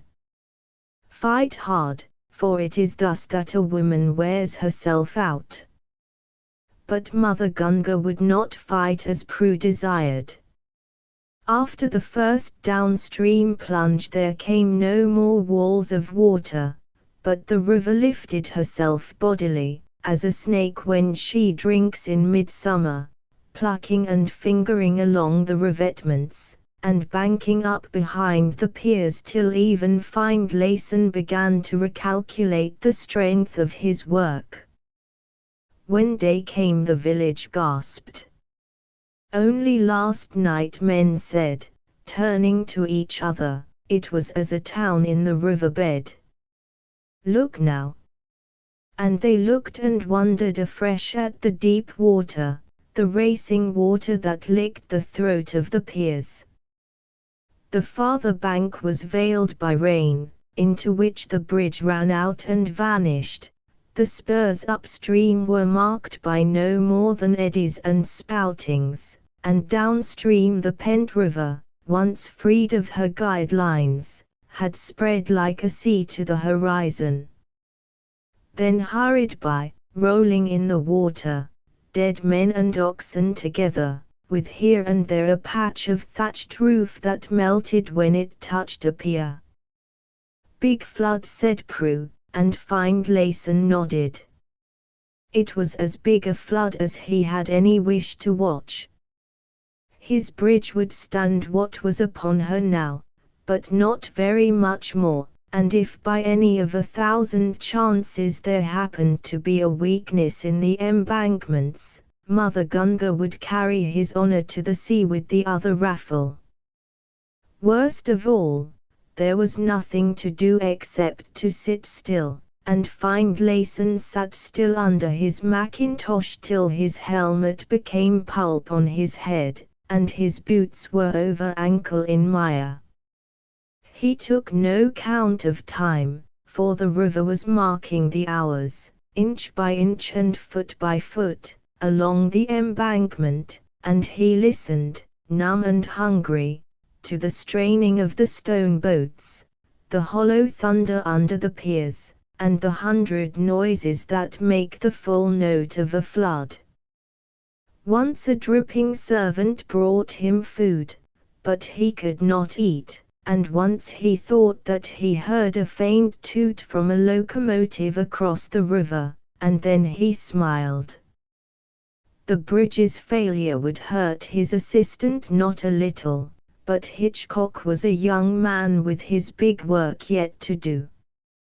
For himself the crash meant everything, everything that made a hard life worth the living. They would say, the men of his own profession. He remembered the half-pitying things that he himself had said when Lockhart's big waterworks burst and broke down in brick heaps and sludge, and Lockhart's spirit broke in him and he died. He remembered what he himself had said when the Sumao Bridge went out in the big cyclone by the sea, and most he remembered poor Hartop's face 3 weeks later, when the shame had marked it. His bridge was twice the size of Hartop's, and it carried the Findlayson truss as well as the new pier shoe, the Findlayson bolted shoe. There were no excuses in his service. Government might listen, perhaps, but his own kind would judge him by his bridge, as that stood or fell. He went over it in his head, plate by plate, span by span, brick by brick, pier by pier, remembering, comparing, estimating, and recalculating, lest there should be any mistake, and through the long hours and through the nights of formulae that danced and wheeled before him, a cold fear would come to pinch his heart. His side of the sum was beyond question, but what man knew Mother Gunga's arithmetic? Even as he was making all sure by the multiplication table, the river might be scooping potholes to the very bottom of any one of those 80-foot piers that carried his reputation. Again a servant came to him with food, but his mouth was dry, and he could only drink and return to the decimals in his brain. And the river was still rising. Prue, in a mat shelter coat, crouched at his feet, watching now his face and now the face of the river, but saying nothing. At last the Lascar rose and floundered through the mud toward the village, but he was careful to leave an ally to watch the boats. Presently he returned, most irreverently driving before him the priest of his creed, a fat old man with a grey beard that whipped the wind with the wet cloth that blew over his shoulder. Never was seen so lamentable a guru. What good are offerings and little kerosene lamps and dry grain, shouted Prue, if squatting in the mud is all that thou canst do? Thou hast dealt long with the gods when they were contented and well-wishing. Now they are angry. Speak to them. What is a man against the wrath of gods? Whined the priest, cowering as the wind took him. Let me go to the temple, and I will pray there. Son of a pig, pray here. Is there no return for salt fish and curry powder and dried onions? Call aloud. Tell Mother Gunga we have had enough. Bid her be still for the night. I cannot pray, but I have served in the company's boats, and when men did not obey my orders a flourish of the wire rope colt rounded the sentence, and the priest, breaking from his disciple, fled to the village. Fat pig, said Prue. "After all that we have done for him. When the flood is down, I will see to it that we get a new guru. Finlinson Sahib, it darkens for night now, and since yesterday nothing has been eaten. Be wise, Sahib.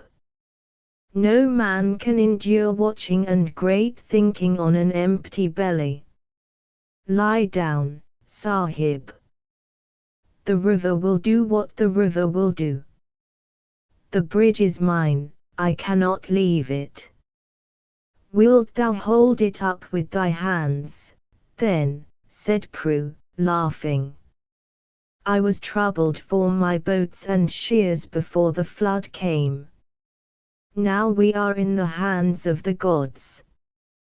The Sahib will not eat and lie down.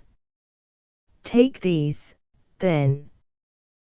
They are meat and good toddy together, and they kill all weariness, besides the fever that follows the rain. I have eaten nothing else today at all." He took a small tin tobacco box from his sodden waist belt and thrust it into Findlayson's hand, saying, "Nay, do not be afraid. It is no more than opium, clean Malwa opium." Findlayson shook 2 or 3 of the dark brown pellets into his hand, and hardly knowing what he did, swallowed them. The stuff was at least a good guard against fever, the fever that was creeping upon him out of the wet mud, and he had seen what Prue could do in the stewing mists of autumn on the strength of a dose from the tin box. Prue nodded with bright eyes. In a little the Sahib will find that he thinks well again. I too will." He dived into his treasure box, resettled the raincoat over his head, and squatted down to watch the boats. It was too dark now to see beyond the first pier, and the night seemed to have given the river new strength. Findlayson stood with his chin on his chest, thinking. There was one point about one of the piers, the 7th, that he had not fully settled in his mind. The figures would not shape themselves to the eye except one by one and at enormous intervals of time. There was a sound, rich and mellow in his ears, like the deepest note of a double bass, an entrancing sound upon which he pondered for several hours, as it seemed. Then Prue was at his elbow, shouting that a wire hawser had snapped and the stone boats were loose. Findlayson saw the fleet open and swing out fanwise to a long-drawn shriek of wire straining across gunwales. A tree hit them.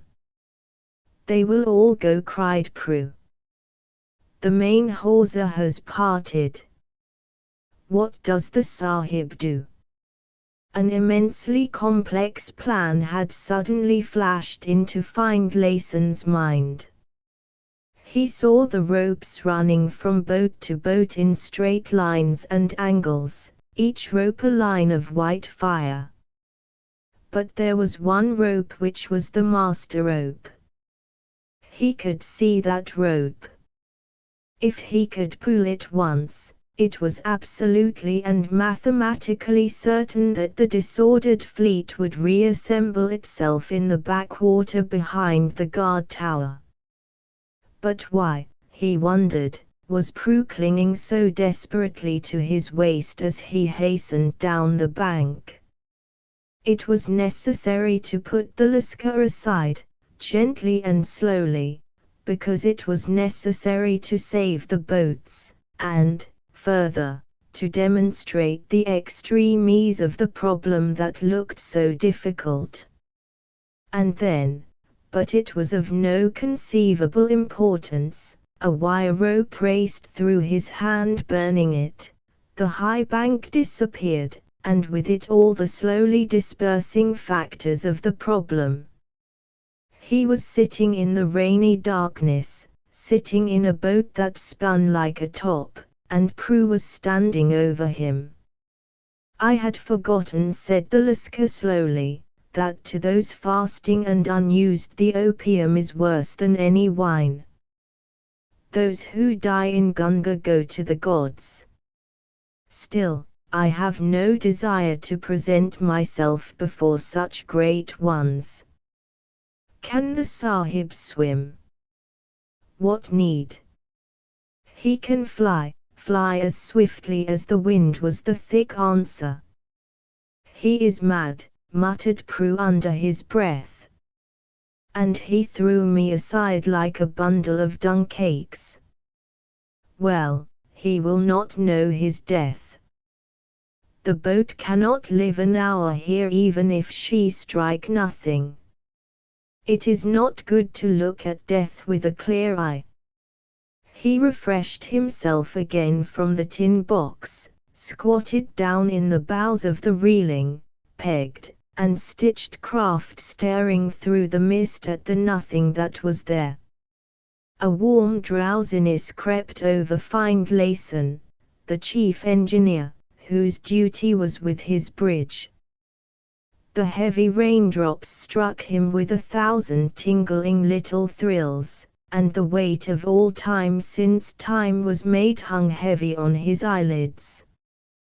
He thought and perceived that he was perfectly secure, for the water was so solid that a man could surely step out upon it, and standing still with his legs apart to keep his balance, this was the most important point, would be borne with great and easy speed to the shore.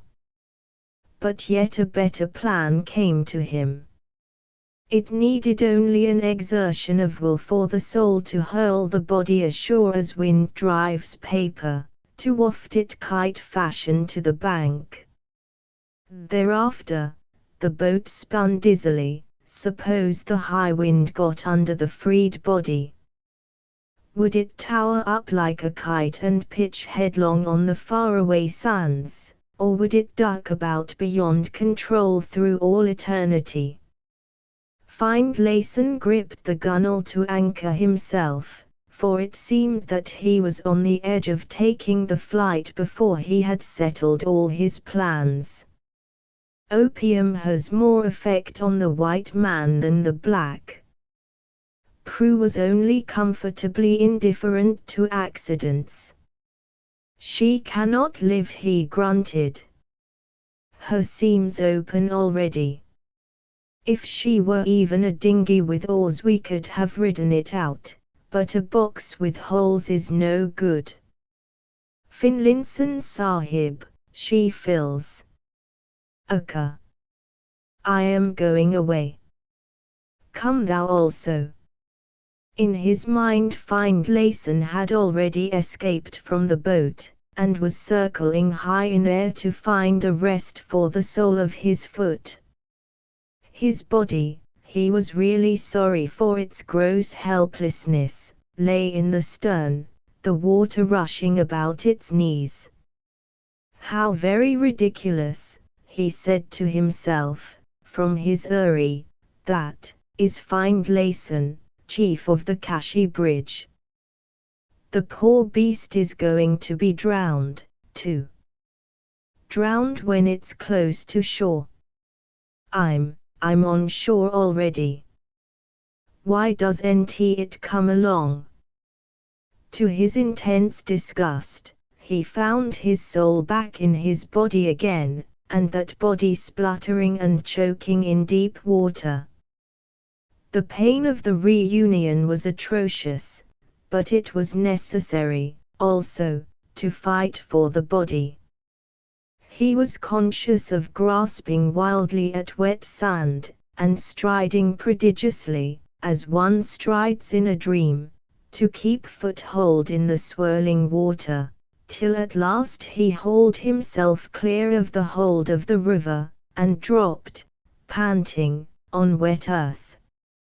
"Not this night," said Prue in his ear. "The gods have protected us. The Lascar moved his feet cautiously, and they rustled among dried stumps. "This is some island of last year's indigo crop," he went on. "We shall find no men here, but have great care, Sahib. All the snakes of 100 miles have been flooded out. Here comes the lightning, on the heels of the wind. Now we shall be able to look, but walk carefully." Findlayson was far and far beyond any fear of snakes, or indeed any merely human emotion. He saw, after he had rubbed the water from his eyes, with an immense clearness, and trod, so it seemed to himself, with world-encompassing strides. Somewhere in the night of time he had built a bridge that spanned illimitable levels of shining seas, but the deluge had swept it away, leaving this one island under heaven for Findlayson and his companion, sole survivors of the breed of man. An incessant lightning, forked and blue, showed all that there was to be seen on the little patch in the flood: a clump of thorn, a clump of swaying, creaking bamboos, and a grey, gnarled peepul overshadowing a Hindu shrine, from whose dome floated a tattered red flag. The holy man whose summer resting place it was had long since abandoned it, and the weather had broken the red-daubed image of his god. The two men stumbled, heavy-limbed and heavy-eyed, over the ashes of a brick-set cooking place, and dropped down under the shelter of the branches, while the rain and river roared together. The stumps of the indigo crackled, and there was a smell of cattle, as a huge and dripping Brahmini bull shouldered his way under the tree. The flashes revealed the trident mark of Shiva on his flank, the insolence of head and hump, the luminous stag-like eyes, the brow crowned with a wreath of sodden marigold blooms, and the silky dewlap that night swept the ground. There was a noise behind him of other beasts coming up from the flood line through the thicket, a sound of heavy feet and deep breathing. "Here be more beside ourselves," said Findlayson, his head against the tree pole, looking through half-shut eyes, wholly at ease. "Truly," said Prue thickly, "and no small ones." "What are they, then?" "I do not see clearly." "The gods." "Who else?" "Look." "Ah, true. The gods surely, the gods." Findlayson smiled as his head fell forward on his chest. Prue was eminently right. After the flood, who should be alive in the land except the gods that made it, the gods to whom his village prayed nightly, the gods who were in all men's mouths and about all men's ways? He could not raise his head or stir a finger for the trance that held him, and Prue was smiling vacantly at the lightning. The bull paused by the shrine, his head lowered to the damp earth. A green parrot in the branches preened his wet wings and screamed against the thunder as the circle under the tree filled with the shifting shadows of beasts. There was a black buck at the bull's heels, such a buck as Findlayson in his faraway life upon earth might have seen in dreams, a buck with a royal head, ebon back, silver belly, and gleaming straight horns. Beside him, her head bowed to the ground, the green eyes burning under the heavy brows, with restless tail switching the dead grass, paced a tigress, full-bellied and deep-jowled. The bull crouched beside the shrine, and there leaped from the darkness a monstrous grey ape, who seated himself man-wise in the place of the fallen image, and the rain spilled like jewels from the hair of his neck and shoulders. Other shadows came and went behind the circle, among them a drunken man flourishing staff and drinking bottle. Then a hoarse bellow broke out from near the ground. The flood lessens even now, it cried. Hour by hour the water falls, and their bridge still stands. My bridge, said Findlayson to himself. That must be very old work now. What have the gods to do with my bridge? His eyes rolled in the darkness following the roar. A crocodile, the blunt-nosed, ford-haunting mugger of the Ganges, draggled herself before the beasts, lashing furiously to right and left with her tail. They have made it too strong for me. In all this night I have only torn away a handful of planks. The walls stand. The towers stand. They have chained my flood, and my river is not free any more. Heavenly ones, take this yoke away. Give me clear water between bank and bank. It is I, Mother Ganga, that speak. The justice of the gods. Deal me the justice of the gods. What said I? Whispered Prue. This is in truth a punchait of the gods. Now we know that all the world is dead, save you and I, Sahib. The parrot screamed and fluttered again, and the tigress, her ears flat to her head, snarled wickedly. Somewhere in the shadow a great trunk and gleaming tusks swayed to and fro, and a low gurgle broke the silence that followed on the snarl. We be here, said a deep voice, the great ones. One only and very many. Shiv, my father, is here, with Indra. Kali has spoken already. Hanuman listens also. Kashi is without her kotwal tonight, shouted the man with the drinking bottle, flinging his staff to the ground, while the island rang to the baying of hounds. Give her the justice of the gods. Ye were still when they polluted my waters, the great crocodile bellowed. Ye made no sign when my river was trapped between the walls. I had no help save my own strength, and that failed. The strength of Mother Ganga failed, before their guard towers. What could I do? I have done everything. Finish now, heavenly ones. I brought the death, I rode the spotted sickness from hut to hut of their workmen, and yet they would not cease. A nose-slitten, hide-worn ass, lame, scissor-legged, and galled, limped forward. I cast the death at them out of my nostrils, but they would not cease. Prue would have moved, but the opium lay heavy upon him. Bah, he said, spitting. Here is Sitala herself, Mata, the smallpox.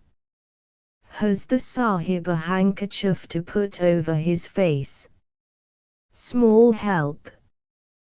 They fed me the corpses for a month, and I flung them out on my sandbars, but their work went forward.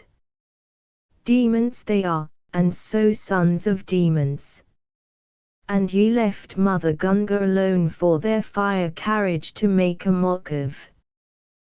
The justice of the gods on the bridge builders.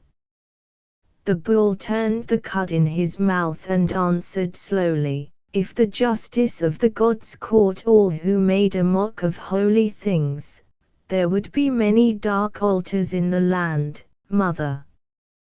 But this goes beyond a mock, said the tigress, darting forward a griping paw. Thou knowest, Shiv, and ye, too, heavenly ones, ye know that they have defiled Gunga. Surely they must come to the destroyer. Let Indra judge. The buck made no movement as he answered, How long has this evil been? 3 years, as men count years, said the mugger, close pressed to the earth. Does Mother Gunga die, then, in a year, that she is so anxious to see vengeance now? The deep sea was where she runs but yesterday, and tomorrow the sea shall cover her again, as the gods count that which men call time. Can any say that this their bridge endures till tomorrow? Said the buck. There was a long hush, and in the clearing of the storm the full moon stood up above the drooping trees. Judge ye, then, said the river sullenly. I have spoken my shame. The flood falls still. I can do no more. For my own part, it was the voice of the great ape seated within the shrine. It pleases me well to watch these men, remembering that I also builded no small bridge in the world's youth. They say, too, snarled the tiger, that these men came of the wreck of thy armies, Hanuman, and therefore thou hast aided. They toil as my armies toiled in Lanka, and they believe that their toil endures. Indra is too high, but Shiv, thou knowest how the land is threaded with their fire carriages. Yea, I know, said the bull. Their gods instructed them in the matter. A laugh ran round the circle. Their gods. What should their gods know? They were born yesterday, and those that made them are scarcely yet cold, said the mugger. Tomorrow their gods will die. Ho, said Prue. Mother Gunga talks good talk. I told that to the Padri Sahib who preached on the Mombasa, and he asked the Baramalam to put me in irons for a great rudeness. Surely they make these things to please their gods, said the bull again. Not altogether, the elephant rolled forth. It is for the profit of my Mahajans, my fat moneylenders that worship me at each new year, when they draw my image at the head of the account books. I, looking over their shoulders by lamplight, see that the names in the books are those of men in far places, for all the towns are drawn together by the fire carriage, and the money comes and goes swiftly, and the account books grow as fat as myself. And I, who am Ganesh of good luck, I bless my peoples. They have changed the face of the land, which is my land. They have killed and made new towns on my banks, said the mugger. It is but the shifting of a little dirt. Let the dirt dig in the dirt if it pleases the dirt, answered the elephant. But afterward, said the tiger. Afterward they will see that Mother Gunga can avenge no insult, and they fall away from her first, and later from us all, one by one. In the end, Ganesh, we are left with naked altars. The drunken man staggered to his feet, and hiccuped vehemently in the face of the assembled gods. Kali lies. My sister lies.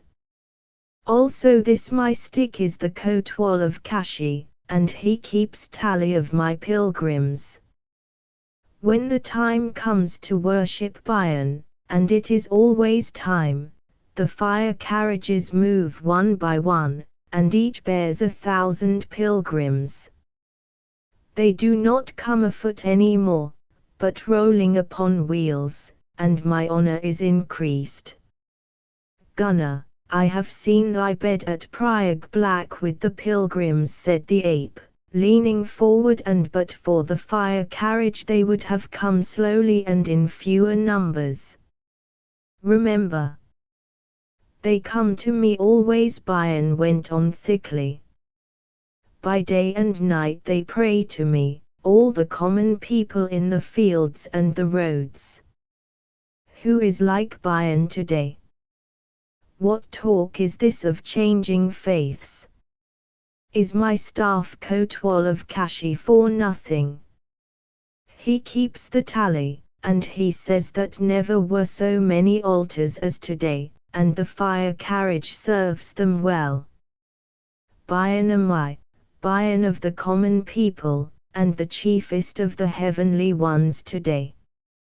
Also my staff says, Peace, thou, load the bull. The worship of the schools is mine, and they talk very wisely, asking whether I be one or many, as is the delight of my people, and ye know what I am. Kali, my wife, thou knowest also. Yea, I know, said the tigress, with lowered head. Greater am I than Gunga also. For ye know who moved the minds of men that they should count Gunga holy among the rivers. Who die in that water, ye know how men say, Come to us without punishment, and Gunga knows that the fire carriage has borne to her scores upon scores of such anxious ones, and Kali knows that she has held her chiefest festivals among the pilgrimages that are fed by the fire carriage. Who smote at Pori, under the image there, her thousands in a day and a night, and bound the sickness to the wheels of the fire carriages, so that it ran from one end of the land to the other. Who but Kali? Before the fire carriage came it was a heavy toil. The fire carriages have served thee well, mother of death. But I speak for mine own altars, who am not Byron of the common folk, but Shiv. Men go to and fro, making words and telling talk of strange gods, and I listen. Faith follows faith among my people in the schools, and I have no anger, for when the words are said, and the new talk is ended, to Shiv men return at the last. True. It is true, murmured Hanuman. To Shiv and to the others, mother, they return. I creep from temple to temple in the north, where they worship one God and his prophet, and presently my image is alone within their shrines. Small thanks, said the buck, turning his head slowly. I am that one and his prophet also. Even so, father, said Hanuman. And to the south I go, who am the oldest of the gods as men know the gods. And presently I touch the shrines of the new faith and the woman whom we know is hewn 12-armed, and still they call her Mary. Small thanks, brother, said the tigress. I am that woman. Even so, sister, and I go west among the fire carriages, and stand before the bridge builder in many shapes. And because of me they change their faiths and are very wise. Ho! Ho! I am the builder of bridges, indeed, bridges between this and that, and each bridge leads surely to us in the end. Be content, Gunga. Neither these men nor those that follow them mock thee at all. Am I alone, then, heavenly ones? Shall I smooth out my flood lest unhappily I bear away their walls? Will Indra dry my springs in the hills and make me crawl humbly between their wharfs? Shall I bury me in the sand ere I offend? And all for the sake of a little iron bar with the fire carriage atop. Truly, Mother Gunga is always young, said Ganesh the elephant. A child had not spoken more foolishly. Let the dirt dig in the dirt ere it return to the dirt. I know only that my people grow rich and praise me. Shiv has said that the men of the schools do not forget. Bayan is content for his crowd of the common people, and Hanuman laughs. Surely I laugh, said the ape. My altars are few beside those of Ganesh or Bayan, but the fire carriages bring me new worshippers from beyond the black water, the men who believe that their God is toil. I run before them beckoning, and they follow Hanuman. Give them the toil that they desire, then said the river. Make a bar across my flood and throw the water back upon the bridge. Once thou wast strong in Lanka, Hanuman. Stoop and lift my bed. Who gives life can take life. The ape scratched in the mud with a long forefinger.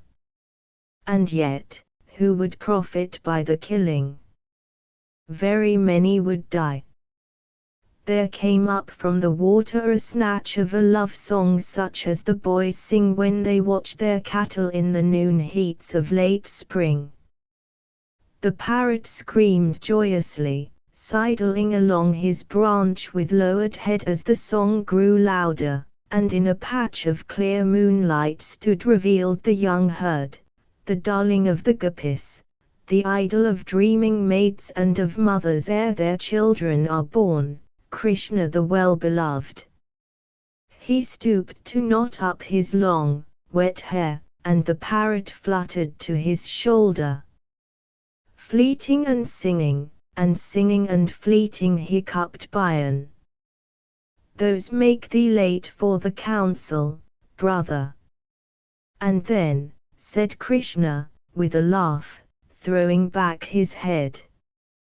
Ye can do little without me or Karma here. He fondled the parrot's plumage and laughed again. What is this sitting and talking together? I heard Mother Ganga roaring in the dark, and so came quickly from a hut where I lay warm. And what have ye done to Karma, that he is so wet and silent? And what does Mother Ganga here? Are the heavens full that ye must come paddling in the mud beast-wise? Karma, what do they do? Ganga has prayed for a vengeance on the bridge builders, and Kali is with her. Now she bids Hanuman whelm the bridge, that her honor may be made great, cried the parrot. I waited here, knowing that thou wouldst come, O my master. And the heavenly ones said nothing. Did Ganga and the mother of sorrows out-talk them? Did none speak for my people? Nay, said Ganesh, moving uneasily from foot to foot, I said it was but dirt at play, and why should we stamp it flat? I was content to let them toil, well content, said Hanuman. What had I to do with Ganga's anger, said the bull. I am Bayan of the common folk, and this my staff is Kotwal of all Kashi. I spoke for the common people. Thou. The young god's eyes sparkled.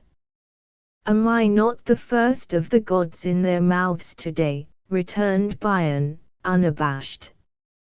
For the sake of the common people I said, very many wise things which I have now forgotten, but this my staff. Krishna turned impatiently, saw the mugger at his feet, and kneeling, slipped an arm round the cold neck. Mother, he said gently, get thee to thy flood again. The matter is not for thee. What harm shall thy honor take of this live dirt? Thou hast given them their fields new year after year, and by thy flood they are made strong. They come all to thee at the last.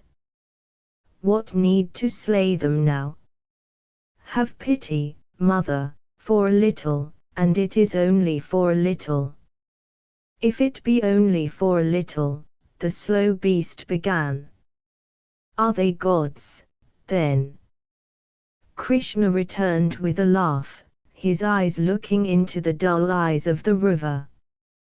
Be certain that it is only for a little. The heavenly ones have heard thee, and presently justice will be done. Go, now, mother, to the flood again.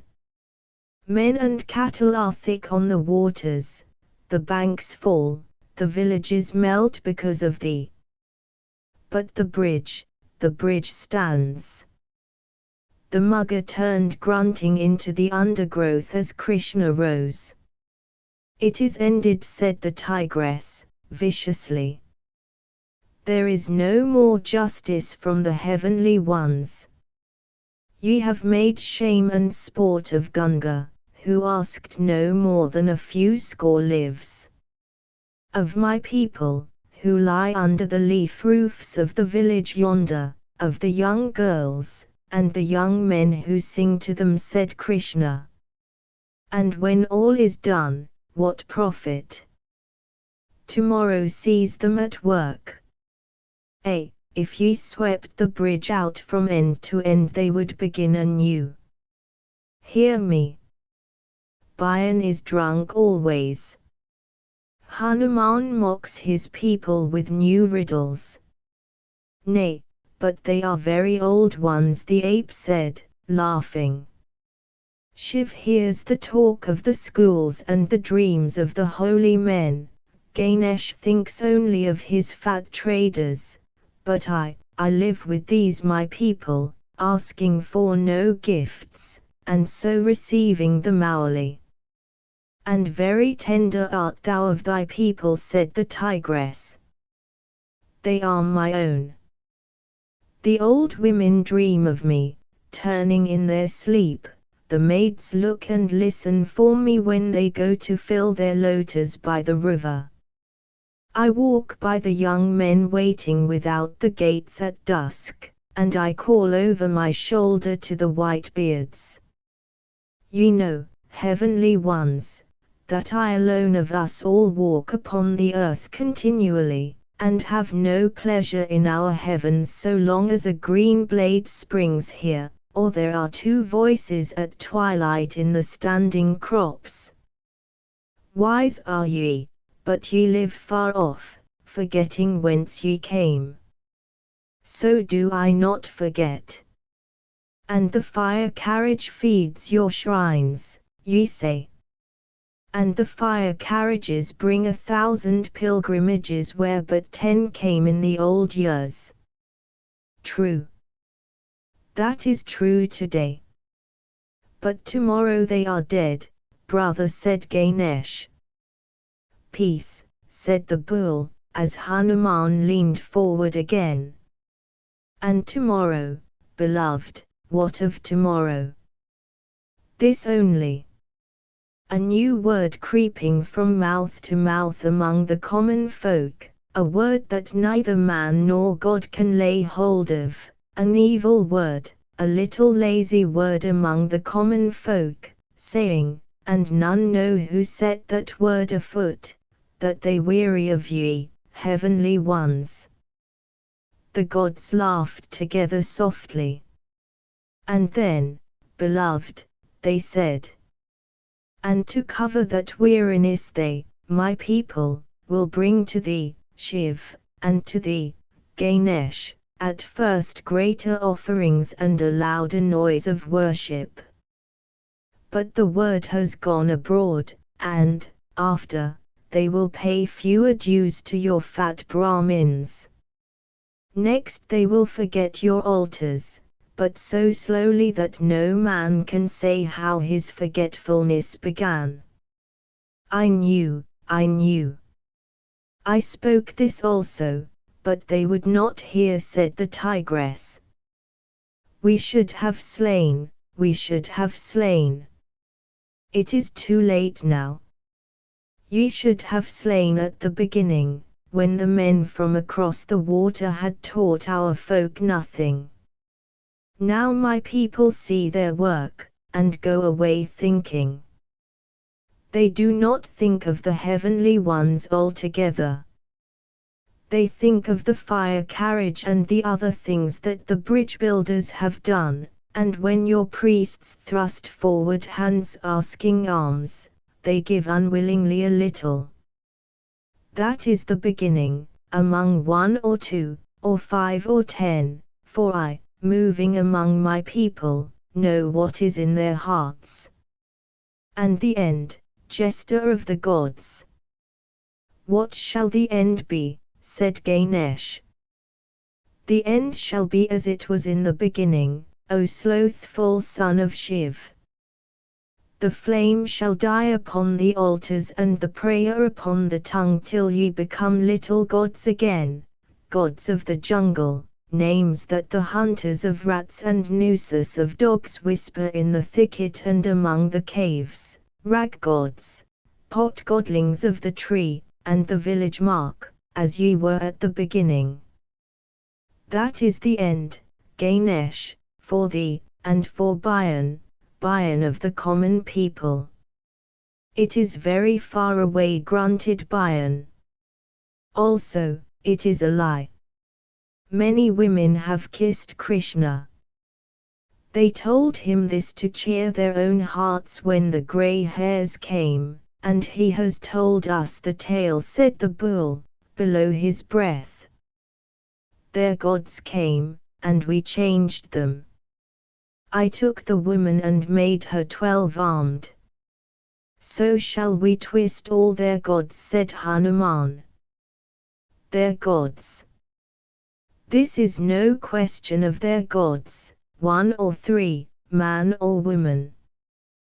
The matter is with the people. They move, and not the gods of the bridge builders, said Krishna. So be it. I have made a man worship the fire carriage as it stood still breathing smoke, and he knew not that he worshipped me, said Hanuman the ape. They will only change a little the names of their gods. I shall lead the builders of the bridges as of old. Shiv shall be worshipped in the schools by such as doubt and despise their fellows. Ganesh shall have his Mahajans, and Bayan the donkey drivers, the pilgrims, and the sellers of toys. Beloved, they will do no more than change the names, and that we have seen 1,000 times. Surely they will do no more than change the names, echoed Ganesh, but there was an uneasy movement among the gods. They will change more than the names. Me alone they cannot kill, so long as maiden and man meet together or the spring follows the winter rains. Heavenly ones, not for nothing have I walked upon the earth. My people know not now what they know, but I, who live with them, I read their hearts. Great kings, the beginning of the end is born already. The fire carriages shout the names of new gods that are not the old under new names. Drink now and eat greatly. Bathe your faces in the smoke of the altars before they grow cold. Take dews and listen to the cymbals and the drums, heavenly ones, while yet there are flowers and songs. As men count time the end is far off, but as we who know reckon it is today. I have spoken. The young god ceased, and his brethren looked at each other long in silence. This I have not heard before, Prue whispered in his companion's ear. And yet sometimes, when I oiled the brasses in the engine room of the Gorka, I have wondered if our priests were so wise, so wise. The day is coming, Sahib. They will be gone by the morning. A yellow light broadened in the sky, and the tone of the river changed as the darkness withdrew. Suddenly the elephant trumpeted aloud as though men had goaded him. Let Indra judge. Father of all, speak thou. What of the things we have heard? Has Krishna lied indeed? Or, ye know, said the buck, rising to his feet. Ye know the riddle of the gods. When Brahm ceases to dream, the heavens and the hells and earth disappear. Be content. Brahm dreams still. The dreams come and go, and the nature of the dreams changes, but still Brahm dreams. Krishna has walked too long upon earth, and yet I love him the more for the tale he has told. The gods change, beloved, all save one. All save one that makes love in the hearts of men, said Krishna, knotting his girdle. It is but a little time to wait, and ye shall know if I lie. Truly it is but a little time, as thou sayest, and we shall know. Get thee to thy huts again, beloved, and make sport for the young things, for still Brahm dreams. Go, my children. Brahm dreams, until he wakes the gods die not. Whither went they, said the Lascar, awestruck, shivering a little with the cold. God knows, said Findlayson. The river and the island lay in full daylight now, and there was never mark of hoof or pug on the wet earth under the peepul. Only a parrot screamed in the branches, bringing down showers of water drops as he fluttered his wings. Up! We are cramped with cold. Has the opium died out? Canst thou move, Sahib? Findlayson staggered to his feet and shook himself. His head swam and ached, but the work of the opium was over, and, as he sluiced his forehead in a pool, the chief engineer of the Kashi bridge was wondering how he had managed to fall upon the island, what chances the day offered of return, and, above all, how his work stood. Prue, I have forgotten much. I was under the guard tower watching the river, and then, did the flood sweep us away? No. The boats broke loose, Sahib, and, if the Sahib had forgotten about the opium, decidedly Prue would not remind him, in striving to retrieve them, so it seemed to me, but it was dark. A rope caught the Sahib and threw him upon a boat.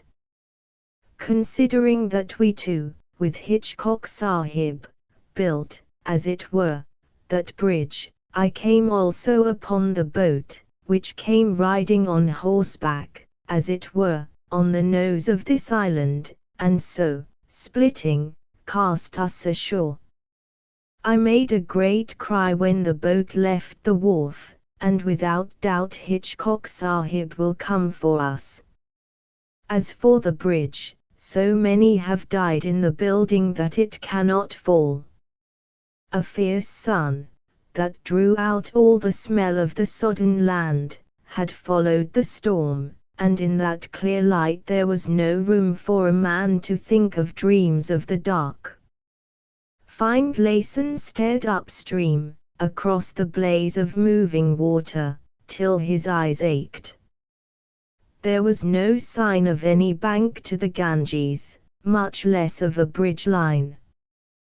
We came down far, he said. It was wonderful that we were not drowned 100 times.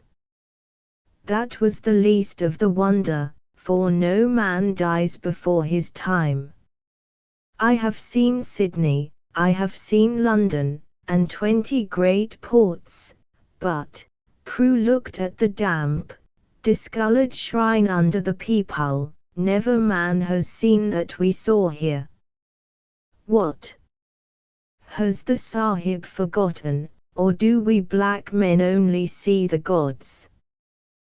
There was a fever upon me. Findlayson was still looking uneasily across the water. It seemed that the island was full of beasts and men talking, but I do not remember. A boat could live in this water now, I think. Aho! Then it is true. When Brahm ceases to dream, the gods die. Now I know, indeed, what he meant.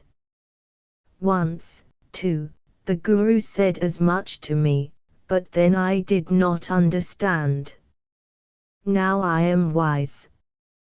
What? Said Findlayson over his shoulder. Prue went on as if he were talking to himself. 6, 7, 10 monsoons since, I was watch on the FCSLE of the Ruwa, the company's big boat, and there was a big tufan, green and black water beating, and I held fast to the lifelines, joking under the waters. Then I thought of the gods, of those whom we saw tonight. He stared curiously at Findlayson's back, but the white man was looking across the flood. Yes, I say of those whom we saw this night past, and I called upon them to protect me. And while I prayed, still keeping my lookout, a big wave came and threw me forward upon the ring of the great black bow anchor, and the Ruwa rose high and high, leaning toward the left-hand side, and the water drew away from beneath her nose, and I lay upon my belly, holding the ring, and looking down into those great deeps. Then I thought, even in the face of death, if I lose hold I die, and for me neither the Ruwa nor my place by the galley where the rice is cooked, nor Bombay, nor Calcutta, nor even London, will be any more for me. How shall I be sure, I said, that the gods to whom I pray will abide at all? This I thought, and the Ruwa dropped her nose as a hammer falls, and all the sea came in and slid me backward along the FCSLE and over the break of the FCSLE, and I very badly bruised my shin against the donkey engine, but I did not die, and I have seen the gods. They are good for live men, but for the dead, they have spoken themselves. Therefore, when I come to the village I will beat the Guru for talking riddles which are no riddles. When Brahm ceases to dream, the gods go. Look upstream. The light blinds. Is there smoke yonder? Prue shaded his eyes with his hands. He is a wise man and quick. Hitchcock Sahib would not trust a rowboat. He has borrowed the Rao Sahib's steam launch, and comes to look for us. I have always said that there should have been a steam launch on the bridge works for us. The territory of the Rao of Beron lay within 10 miles of the bridge, and Findlayson and Hitchcock had spent a fair portion of their scanty leisure in playing billiards and shooting blackbuck with the young man. He had been beled by an English tutor of sporting tastes for some 5 or 6 years, and was now royally wasting the revenues accumulated during his minority by the Indian government. His steam launch, with its silver-plated rails, striped silk awning, and mahogany decks, was a new toy which Findlayson had found horribly in the way when the Rao came to look at the bridge works. It's great luck, murmured Findlayson, but he was none the less afraid, wondering what news might be of the bridge. The gaudy blue and white funnel came downstream swiftly.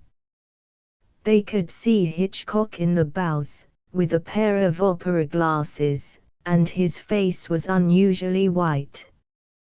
Then Prue hailed, and the launch made for the tail of the island.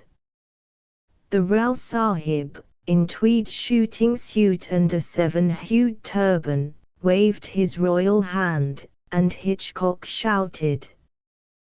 But he need have asked no questions, for Findlayson's first demand was for his bridge. All serene. Gad, I never expected to see you again, Findlayson. You're 7 kos downstream. Yes, there's not a stone shifted anywhere, but how are you? I borrowed the Rao Sahib's launch, and he was good enough to come along. Jump in. Ah, Finlinson, you are very well, eh? That was most unprecedented calamity last night, eh? My royal palace, too, it leaks like the devil, and the crops will also be short all about my country. Now you shall back her out, Hitchcock. I do not understand steam engines. You are wet. You are cold, Finlinson.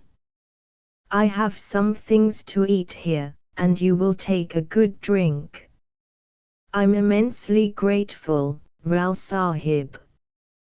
I believe you've saved my life.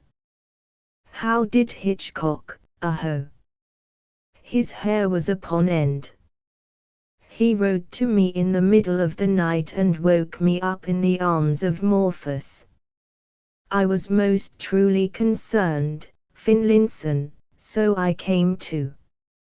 My head priest, he is very angry just now. We will go quick, Mr. Hitchcock. I am due to attend at 12:45 in the State Temple, where we sanctify some new idol. If not so, I would have asked you to spend the day with me. They are damn bore, these religious ceremonies, Finlinson, eh? Prue, well known to the crew, had possessed himself of the wheel, and was taking the launch craftily upstream. But while he steered he was, in his mind, handling 2 feet of partially untwisted wire rope, and the back upon which he beat was the back of his guru. For the miracles I sent a message to my dear, 1,000 leagues and more to her. The dumb sea levels thrilled to hear, and lost Atlantis bore to her. Behind my message hard I came, and nigh had found a grave for me, but that I launched of steel and flame did war against the wave for me. Uprose the deep, by gale on gale, to bid me change my mind again. He broke his teeth along my rail, and, roaring, swung behind again. I stayed the sun at noon to tell my way across the waste of it. I read the storm before it fell and made the better haste of it. Afar, I hailed the land at night. The towers I built had heard of me, and, ere my rocket reached its height, had flashed my love the word of me. Earth gave her chosen men of strength. They lived and strove and died for me, to drive my road a nation's length, and toss the miles aside for me. I snatched their toil to serve my needs. Too slow their fleetest flew for me. I tired 20 smoking steeds, and bade them bait anew for me. I sent the lightnings forth to see where hour by hour she waited me. Among 10 million one was she, and surely all men hated me. Dawn ran to meet us at my goal, day no tongue shall tell again, and little folk of little soul rose up to buy and sell again. v. Our Lady of the Snows 1897, Canadian Preferential Tariff, 1897, A Nation Spoke to a Nation. A queen sent word to a throne, Daughter am I in my mother's house but mistress in my own. The gates are mine to open, as the gates are mine to close, and I set my house in order, said Our Lady of the Snows. Neither with laughter nor weeping, fear or the child's amaze, soberly under the white man's law my white men go their ways. Not for the Gentiles' clamor, insult or threat of blows, bow we the knee to Baal, said Our Lady of the Snows. My speech is clean and single, I talk of common things, words of the wharf and the marketplace and the where the merchant brings favor to those I favor, but a stumbling block to my foes. Many there be that hate us, said Our Lady of the Snows. I called my chiefs to council in the din of a troubled year, for the Sake of a sign ye would not see, and a word ye would not hear. This is our message and answer, this is the path we chose, for we be also a people, said Our Lady of the Snows. Carry the word to my sisters, to the queens of the East and the South. I have proven faith in the heritage by more than the word of the mouth. They that are wise may follow ere the world's war trumpet blows, but I am first in the battle, said Our Lady of the Snows.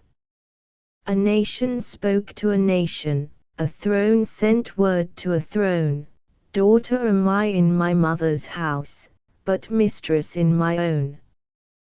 The gates are mine to open, as the gates are mine to close, and I abide by my mother's house, said Our Lady of the Snows.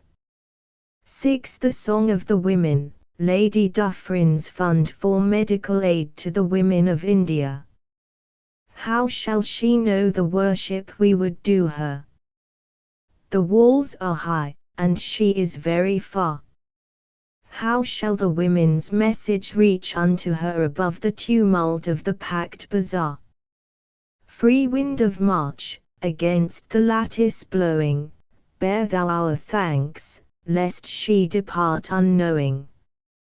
Go forth across the fields we may not roam in, go forth beyond the trees that rim the city, to whatsoe'er fair place she'eth her home in, who dowereth us with wealth of love and pity.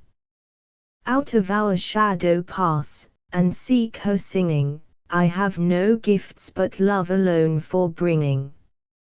Say that we be a feeble folk who greet her, but old in grief, and very wise in tears, say that we, being desolate, entreat her that she forget us not in after years, for we have seen the light, and it were grievous to dim that dawning if Our Lady leave us.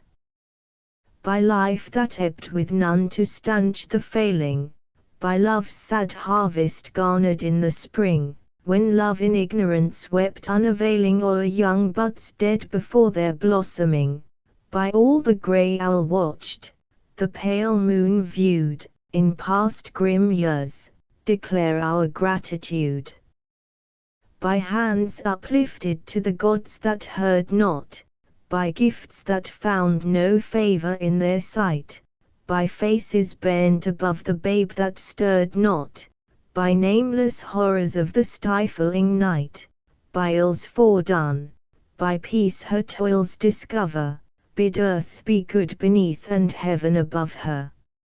If she have sent her servants in our pain, if she have fought with death and dulled his sword, if she have given back our sick again, and to the breast the weakling lips restored, is it a little thing that she has wrought? Then life and death and motherhood be naught. Go forth, O wind, our message on thy wings, and they shall hear thee pass and bid thee speed, in red-roofed hut, or white-walled home of kings, who have been helped by her in their need. All spring shall give thee fragrance, and the wheat shall be a tasseled floor cloth to thy feet. Haste, for our hearts are with thee, take no rest, loud-voiced ambassador, from sea to sea proclaim the blessing, manifold, confessed, of those in darkness by her hand set free, then very softly to her presence move, and whisper, Lady, lo, they know and love. 7. The White Man's Burden. 1899. Take up the white man's burden, send forth the best ye breed, go bind your sons to exile to serve your captives' need, to wait in heavy harness, on fluttered folk and wild, your new court, sullen peoples, half devil and half child. Take up the white man's burden, in patience to abide, to veil the threat of terror and check the show of pride, by open speech and simple, 100 times made plain, to seek another's profit, and work another's gain. Take up the white man's burden, the savage wars of peace, fill full the mouth of famine and bid the sickness cease. And when your goal is nearest the end for others sought, watch sloth and heathen folly bring all your hope to naught. Take up the white man's burden, no tawdry rule of kings, but toil of serf and sweeper, the tale of common things.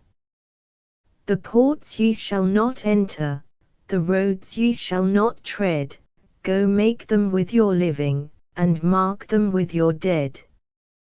Take up the white man's burden, and reap his old reward, the blame of those ye better, the hate of those ye guard, the cry of hosts ye humour, slowly, toward the light, why brought ye us from bondage, our loved Egyptian night? Take up the white man's burden, ye dare not stoop to less, nor call too loud on freedom to cloak your weariness, by all ye cry or whisper, by all ye leave or do, the silent, sullen peoples shall weigh your gods and you. Take up the white man's burden, have done with childish days, the lightly proffered laurel the easy, ungrudged praise. Comes now, to search your manhood through all the thankless years, cold, edged with dear-bought wisdom, the judgment of your peers. Asterisk asterisk asterisk. End of the Project Gutenberg ebook. Kipling Stories and Poems Every Child Should Know. Book 2 asterisk asterisk asterisk. Updated editions will replace the previous one, the old editions will be renamed. Creating the works from print editions not protected by U.S. copyright law means that no one owns a United States copyright in these works, so the Foundation, and you, can copy and distribute it in the United States without permission and without paying copyright royalties. Special rules, set forth in the general terms of use part of this license, apply to copying and distributing Project Gutenberg trademark symbol electronic works to protect the Project Gutenberg trademark symbol concept and trademark. Project Gutenberg is a registered trademark, and may not be used if you charge for an ebook, except by following the terms of the trademark license, including paying royalties for use of the Project Gutenberg trademark. If you do not charge anything for copies of this ebook, complying with the trademark license is very easy. You may use this ebook for nearly any purpose, such as creation of derivative works, reports, performances and research. Project Gutenberg ebooks may be modified and printed and given away, You may do practically anything in the United States with ebooks not protected by U.S. copyright law. Redistribution is subject to the trademark license, especially commercial redistribution. Start. Full license. The full Project Gutenberg license. Please read this before you distribute or use this work to protect the Project Gutenberg trademark symbol mission of promoting the free distribution of electronic works. By using or distributing this work, or any other work associated in any way with the phrase Project Gutenberg, you agree to comply with all the terms of the full Project Gutenberg trademark symbol license available with this file or online at www.gutenberg.org/license. Section 1. General Terms of Use and Redistributing Project Gutenberg Trademark Symbol Electronic Works 1.0. By reading or using any part of this Project Gutenberg trademark symbol electronic work, you indicate that you have read, understand, agree to and accept all the terms of this license and intellectual property, trademark/copyright, agreement.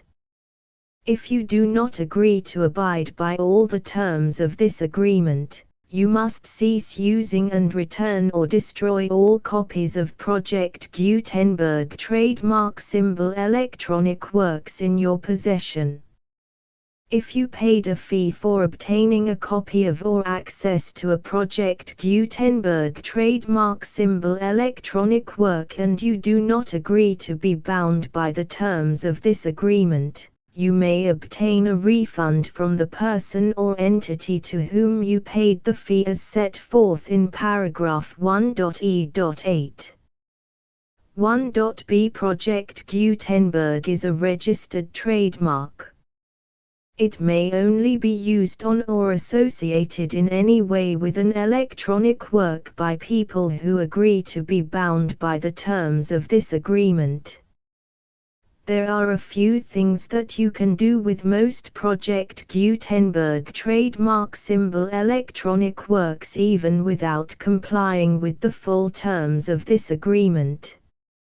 See paragraph 1.c below.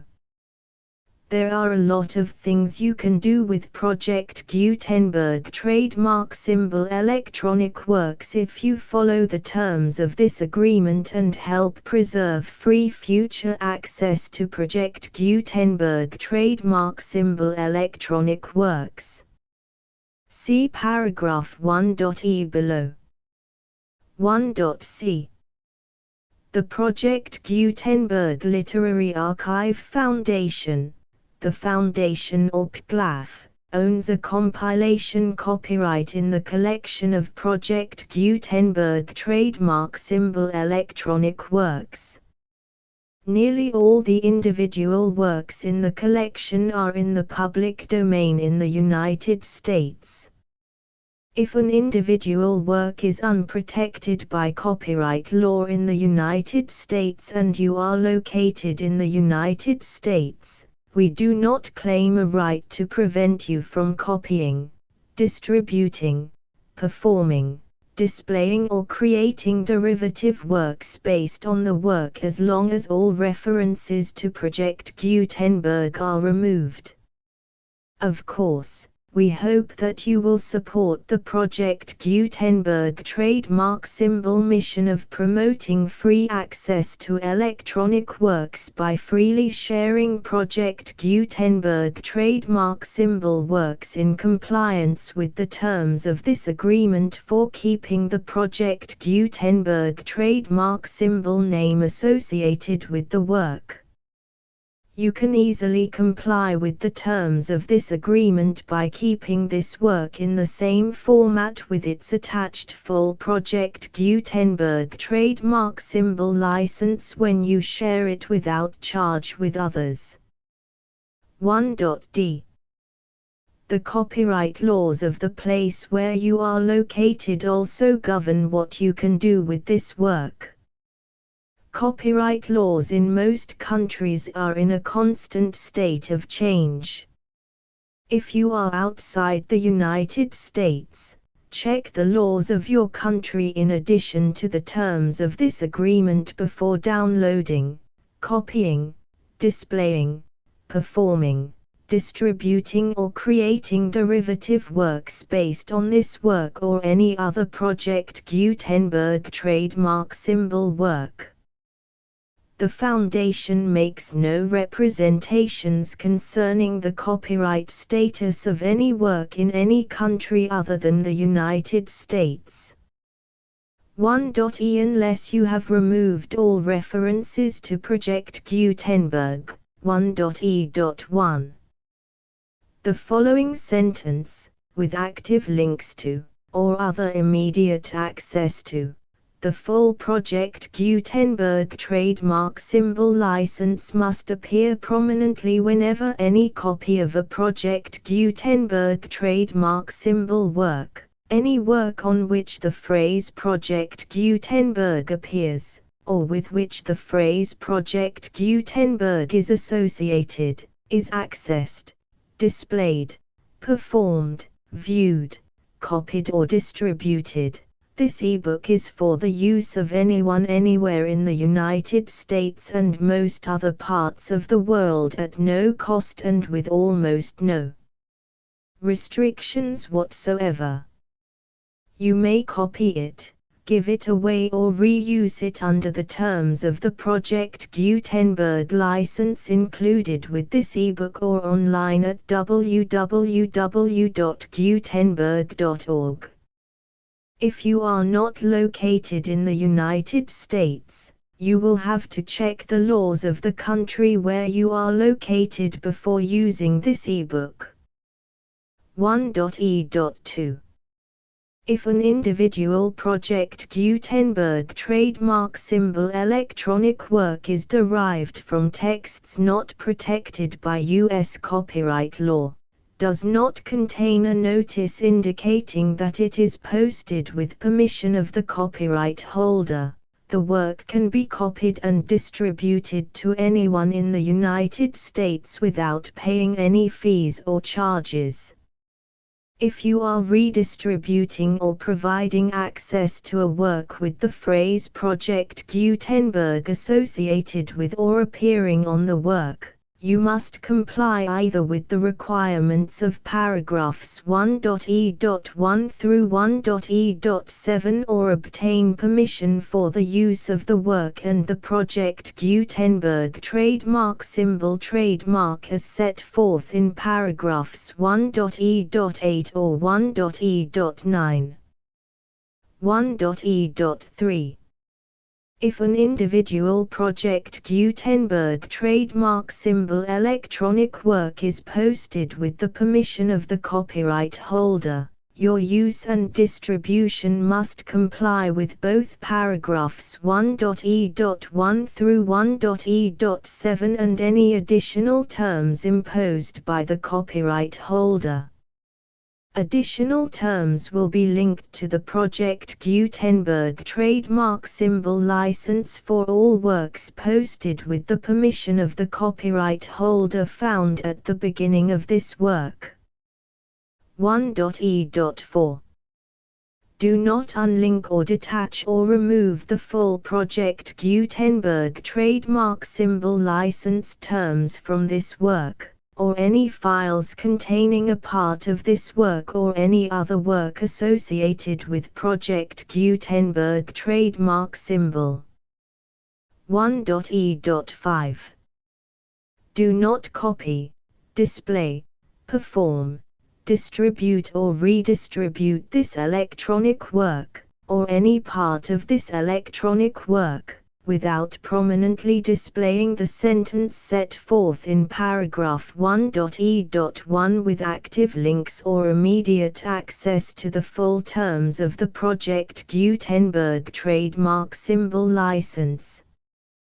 1.e.6.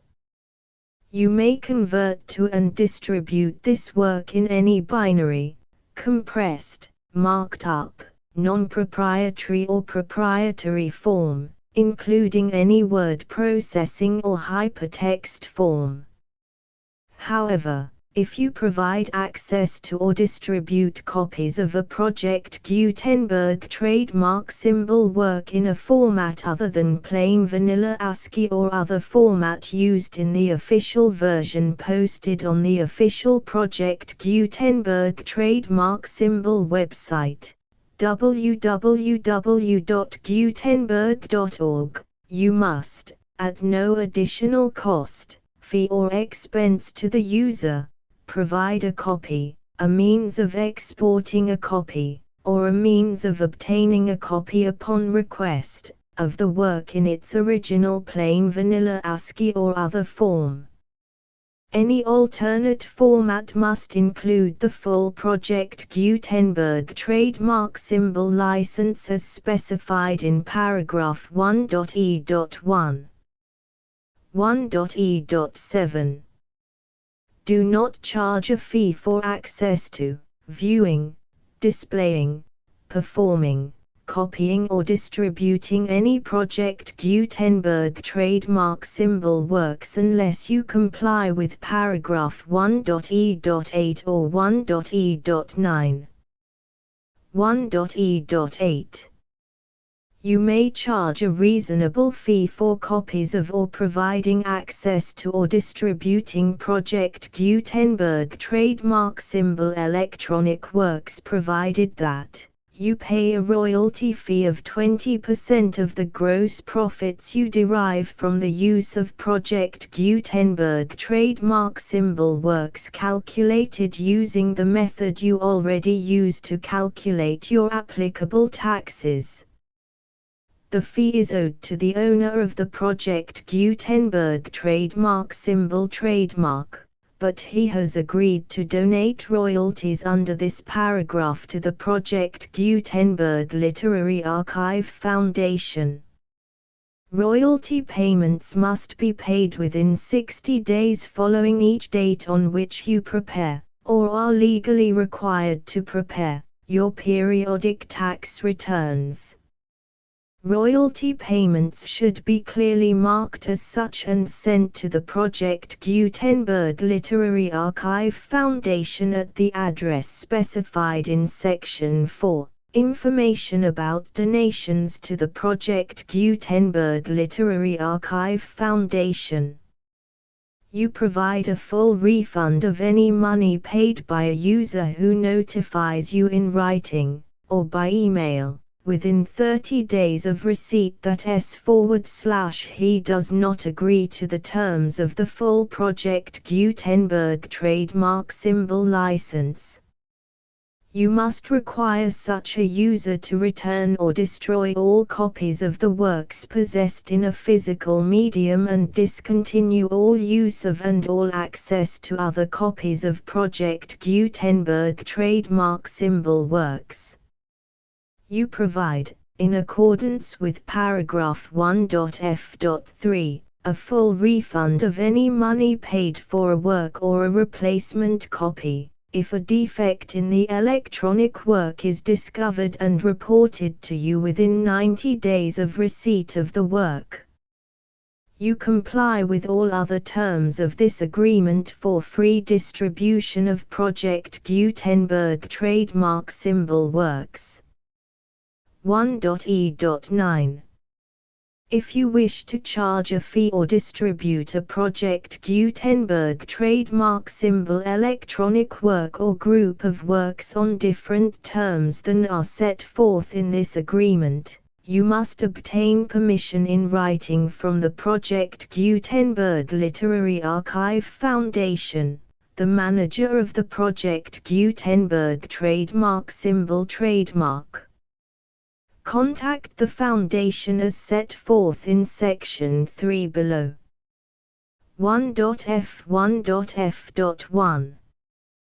Project Gutenberg volunteers and employees expend considerable effort to identify, do copyright research on, transcribe and proofread works not protected by U.S. copyright law in creating the Project Gutenberg trademark symbol collection. Despite these efforts, Project Gutenberg trademark symbol electronic works, and the medium on which they may be stored, may contain defects such as, but not limited to, incomplete, inaccurate or corrupt data, transcription errors, a copyright or other intellectual property infringement, a defective or damaged disk or other medium, a computer virus, or computer codes that damage or cannot be read by your equipment. 1.f.2 Limited warranty, disclaimer of damages, except for the right of replacement or refund described in paragraph 1.f.3, the Project Gutenberg Literary Archive Foundation, the owner of the Project Gutenberg trademark symbol trademark, and any other party distributing a Project Gutenberg trademark symbol electronic work under this agreement, disclaim all liability to you for damages, costs and expenses, including legal fees. You agree that you have no remedies for negligence, strict liability, breach of warranty or breach of contract except those provided in paragraph 1.f.3. You agree that the Foundation, the trademark owner, and any distributor under this agreement will not be liable to you for actual, direct, indirect, consequential, punitive or incidental damages even if you give notice of the possibility of such damage. 1.f.3 Limited right of replacement or refund. If you discover a defect in this electronic work within 90 days of receiving it, you can receive a refund of the money, if any, you paid for it by sending a written explanation to the person you received the work from. If you received the work on a physical medium, you must return the medium with your written explanation. The person or entity that provided you with the defective work may elect to provide a replacement copy in lieu of a refund. If you received the work electronically, the person or entity providing it to you may choose to give you a second opportunity to receive the work electronically in lieu of a refund. If the second copy is also defective, you may demand a refund in writing without further opportunities to fix the problem. 1.f.4 Except for the limited right of replacement or refund set forth in paragraph 1.f.3, this work is provided to you as is, with no other warranties of any kind, express or implied, including but not limited to warranties of merchantability or fitness for any purpose. 1.f.5 Some states do not allow disclaimers of certain implied warranties or the exclusion or limitation of certain types of damages. If any disclaimer or limitation set forth in this agreement violates the law of the state applicable to this agreement, the agreement shall be interpreted to make the maximum disclaimer or limitation permitted by the applicable state law. The invalidity or unenforceability of any provision of this agreement shall not void the remaining provisions.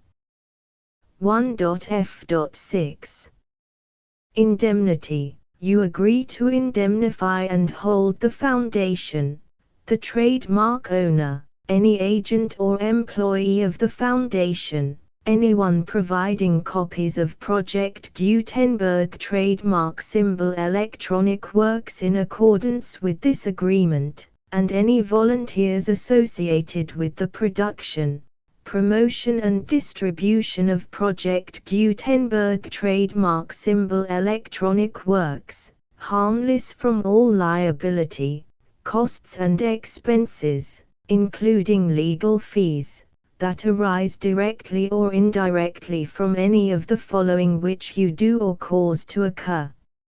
A. Distribution of this or any Project Gutenberg trademark symbol work.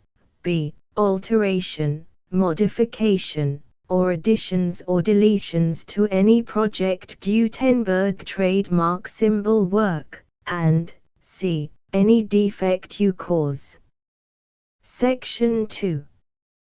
Information about the mission of Project Gutenberg trademark symbol. Project Gutenberg trademark symbol is synonymous with the free distribution of electronic works in formats readable by the widest variety of computers, including obsolete, old, middle-aged and new computers. It exists because of the efforts of hundreds of volunteers and donations from people in all walks of life. Volunteers and financial support to provide volunteers with the assistance they need are critical to reaching Project Gutenberg trademark symbol's goals and ensuring that the Project Gutenberg trademark symbol collection will remain freely available for generations to come. In 2001, the Project Gutenberg Literary Archive Foundation was created to provide a secure and permanent future for Project Gutenberg trademark symbol and future generations. To learn more about the Project Gutenberg Literary Archive Foundation and how your efforts and donations can help, see sections 3 and 4 and the Foundation information page at www.gutenberg.org. Section 3. Information about the Project Gutenberg Literary Archive Foundation. The Project Gutenberg Literary Archive Foundation is a non-profit 501(c)(3) educational corporation organized under the laws of the state of Mississippi and granted tax-exempt status by the Internal Revenue Service. The Foundation's IN or Federal Tax Identification Number is 64-6221541. Contributions to the Project Gutenberg Literary Archive Foundation are tax-deductible to the full extent permitted by U.S. federal laws and your state's laws. The Foundation's business office is located at 809 North 1500 West, Salt Lake City, UT 84116. 801-596-1887. Email contact links and up-to-date contact information can be found at the Foundation's website and official page at www.gutenberg.org/contact section 4. Information about donations to the Project Gutenberg Literary Archive Foundation. Project Gutenberg trademark symbol depends upon and cannot survive without widespread public support and donations to carry out its mission of increasing the number of public domain and licensed works that can be freely distributed in machine-readable form accessible by the widest array of equipment, including outdated equipment. Many small donations, $1 to $5,000, are particularly important to maintaining tax-exempt status with the IRS. The Foundation is committed to complying with the laws regulating charities and charitable donations in all 50 states of the United States. Compliance requirements are not uniform and it takes a considerable effort, much paperwork and many fees to meet and keep up with these requirements. We do not solicit donations in locations where we have not received written confirmation of compliance. To send donations or determine the status of compliance for any particular state, visit www.gutenberg.org/donate. While we cannot and do not solicit contributions from states where we have not met the solicitation requirements, we know of no prohibition against accepting unsolicited donations from donors in such states who approach us with offers to donate. International donations are gratefully accepted, but we cannot make any statements concerning tax treatment of donations received from outside the United States. U.S. laws alone swamp our small staff. Please check the Project Gutenberg web pages for current donation methods and addresses. Donations are accepted in a number of other ways, including checks, online payments and credit card donations. To donate, please visit www.gutenberg.org/donate. Section 5. General information about Project Gutenberg trademark symbol Electronic Works. Professor Michael S. Hart was the originator of the Project Gutenberg trademark symbol concept of a library of electronic works that could be freely shared with anyone.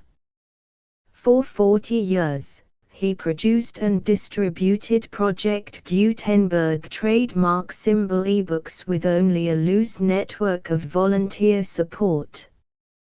Project Gutenberg trademark symbol ebooks are often created from several printed editions, all of which are confirmed as not protected by copyright in the US unless a copyright notice is included.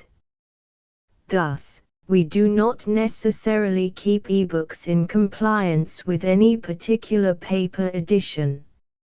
Most people start at our website, which has the main PG search facility, www.gutenberg.org. This website includes information about Project Gutenberg trademark symbol, including how to make donations to the Project Gutenberg Literary Archive Foundation, how to help produce our new ebooks, and how to subscribe to our email newsletter to hear about new ebooks.